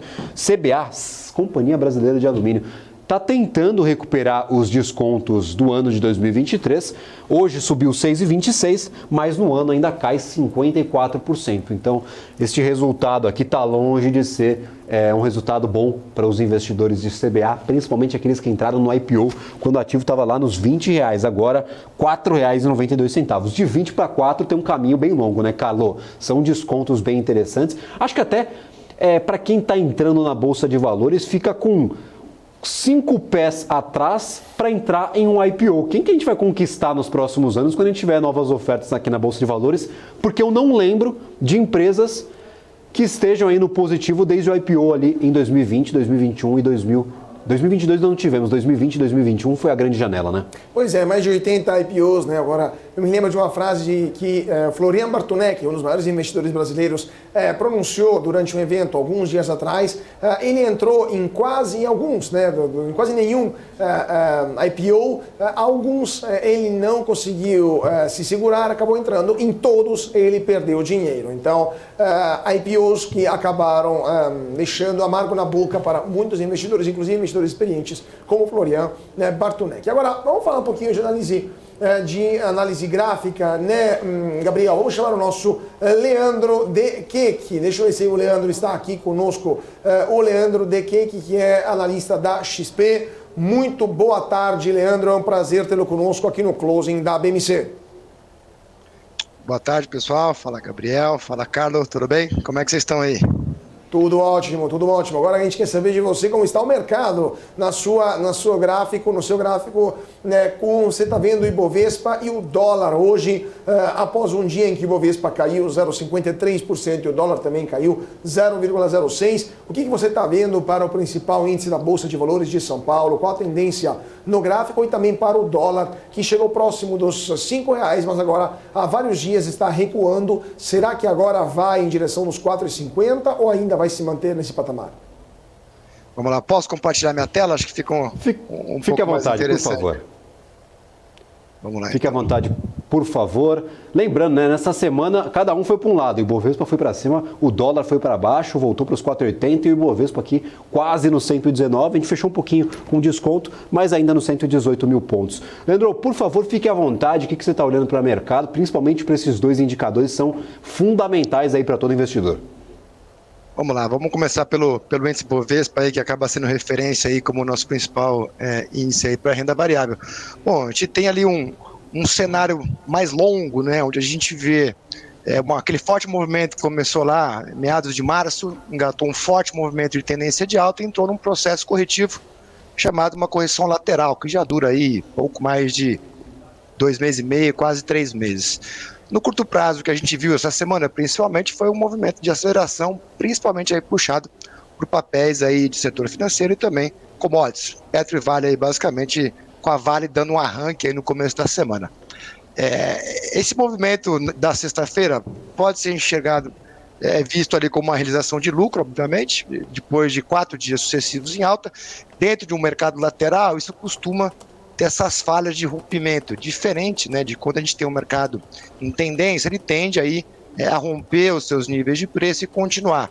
O que aconteceu então a partir de junho, que o mercado começou a falhar tanto em rompimentos para baixo, quanto em rompimentos que eram de continuidade. E isso gerou esse padrão meio lateral, um pouco complexo ali de fazer uma leitura do que é o mais provável, mas a partir desse suporte, perto dos 114.500, o mercado conseguiu aí engatar algum tipo de sinalização para a retomada da alta, que foi frustrado, de certa forma, no pregão de hoje. Tem alguns fatores como vencimento de opções, tem alguma sinalização lá do mercado externo também, mais para risk-off ali, e isso realmente acabou respingando um pouco por aqui. O mercado deu uma realizada ali dos ganhos da semana.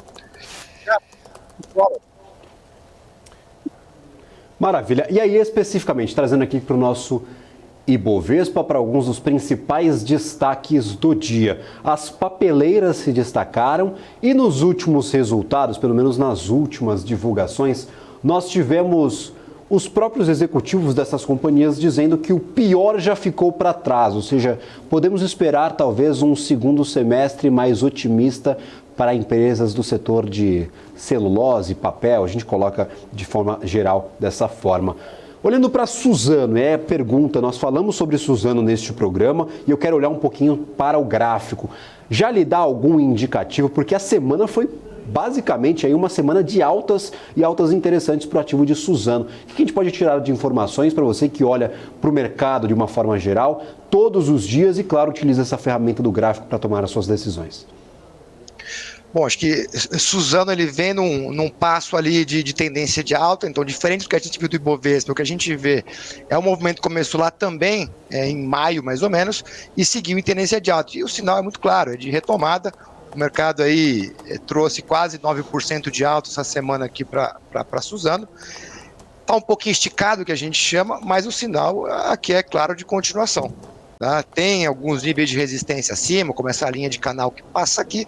Eu acho que para quem gosta mais desse giro curto, né, de poucos dias, o papel entregou aí uma boa alta. O sinal aqui claramente é um sinal de continuação, não tem nada que me fizesse eu pensar que isso aqui está para corrigir, mas o nível aqui é de resistência e geralmente quem gosta desse giro mais curto já deve estar pensando em colocar alguma coisa no bolso aí, quem acabou encarando esse suporte. Mas tem espaço para mais altas, daria até para a gente fazer algum tipo de projeção mais simples ali perto dos 54,30, que é onde eu acho que esse papel está tentando ali buscar. Mas o sinal é de continuação e parece otimista aí para continuar nessa trajetória de alta.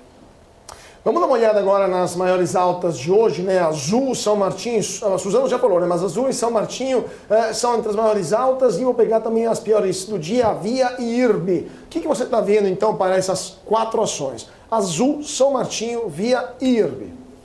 Vamos começar com o Azul então aí. O que a gente tem é algum alívio depois dessa pressão vendedora muito forte. A gente tem ali uma queda aí de praticamente 3 meses. Difícil pensar que isso aqui vai reverter. O sinal que está dando aqui hoje é um sinal de exaustão de vendas, digamos assim, com a possibilidade de fazer algum repique. Mas nesse cenário de tendência de baixa tão forte, você vê que todos os sinais de alta que tentaram alguma retomada falharam. Em algum momento isso aqui vai mudar e o mercado pode fazer algum repique um pouco mais forte. A questão é...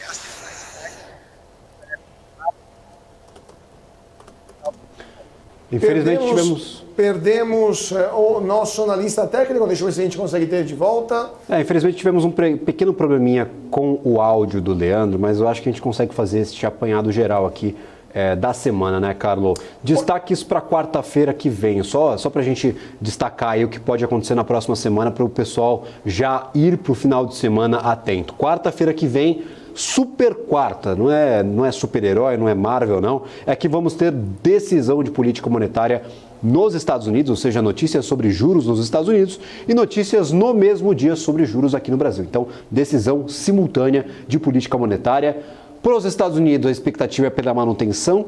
Não devemos ver o Federal Reserve, em especial o Comitê de Política Monetária, mexer nestes juros, pelo menos por enquanto, é a expectativa do mercado. Aqui para o Brasil, já se comenta desde a última reunião sobre novos 50 pontos base de desconto para a nossa Selic, para a nossa taxa básica de juros. Então, acho que o principal destaque, né, Carlo, para a semana que vem é esse monitoramento do que pode acontecer com a taxa básica de juros, tanto nos Estados Unidos quanto aqui no Brasil.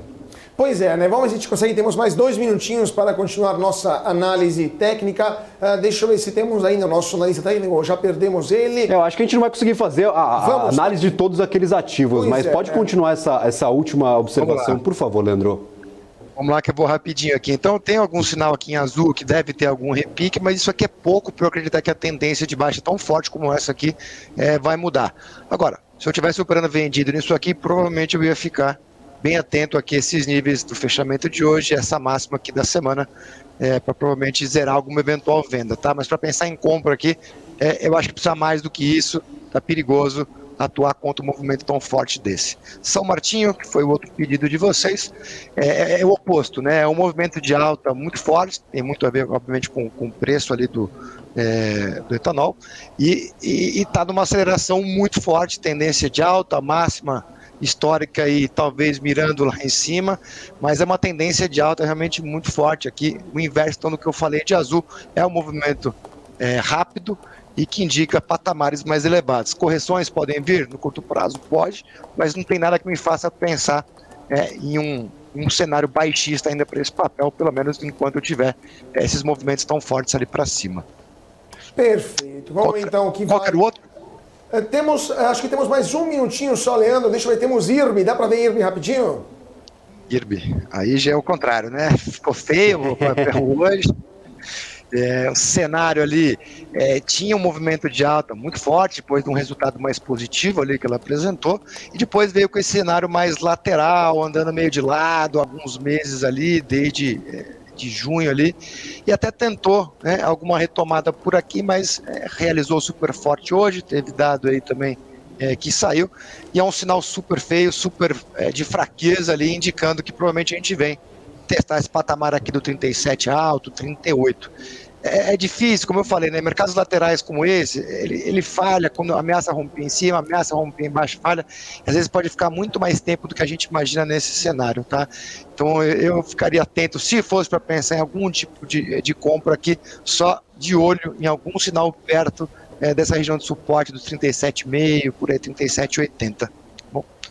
Perfeito. Vamos ver então o que vai acontecer. Enquanto isso, muito obrigado ao nosso Leandro Dequei, que é analista da XP, por sua participação. Até uma próxima ocasião, Leandro. Eu que agradeço, Carlos e Gabriel, muito obrigado. Até a próxima. Bom final de semana para vocês. Muito obrigado.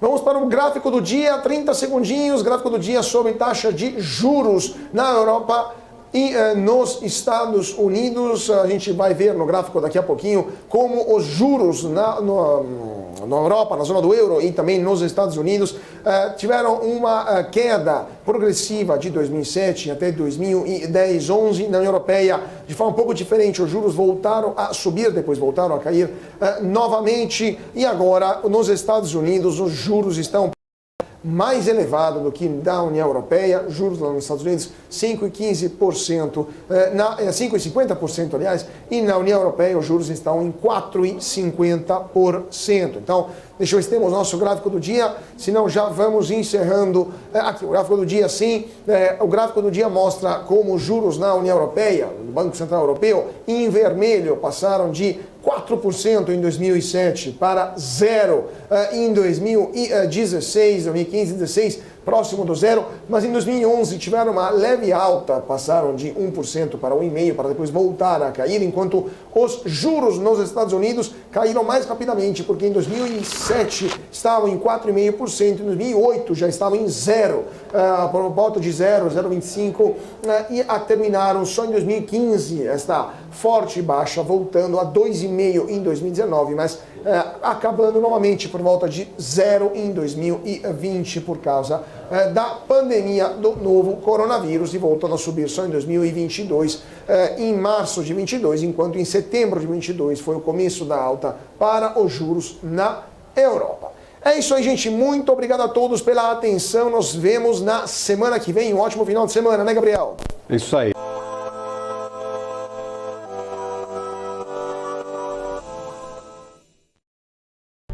PNC News. Informação que gera valor. O que acontece no mercado financeiro no Brasil e no mundo está na BMC News.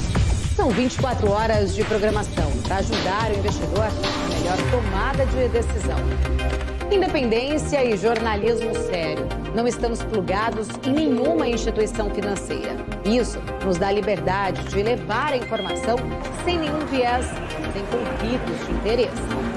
Ser a ponte entre as notícias, empresas, especialistas e os investidores. Tudo de uma forma dinâmica e com uma pitada de bom humor. Informação que gera valor, você sempre vai encontrar na BMC News.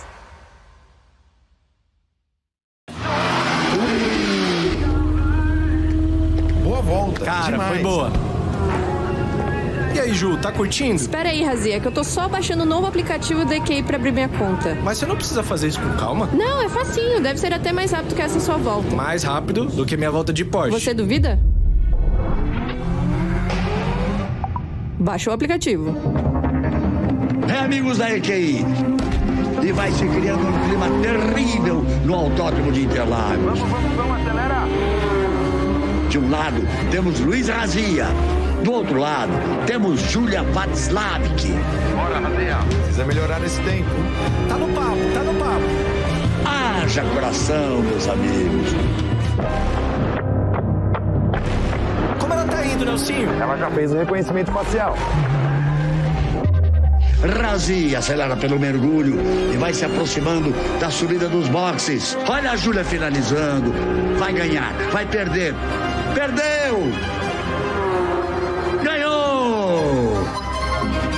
Mas, na verdade, quem ganha mesmo é você, que consegue abrir sua conta na EQI Investimentos tão rápido quanto o tempo que você levou para assistir esse filme aqui.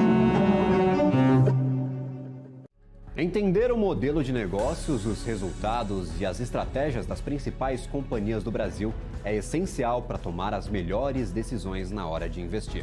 E é isso que nós trazemos no BMC Business. Entrevistamos os CEOs e diretores das principais companhias de capital aberto do país. Eu sou Gabriel Monteiro e encontro você no BMC Business todas as terças e quintas, às 22 horas, aqui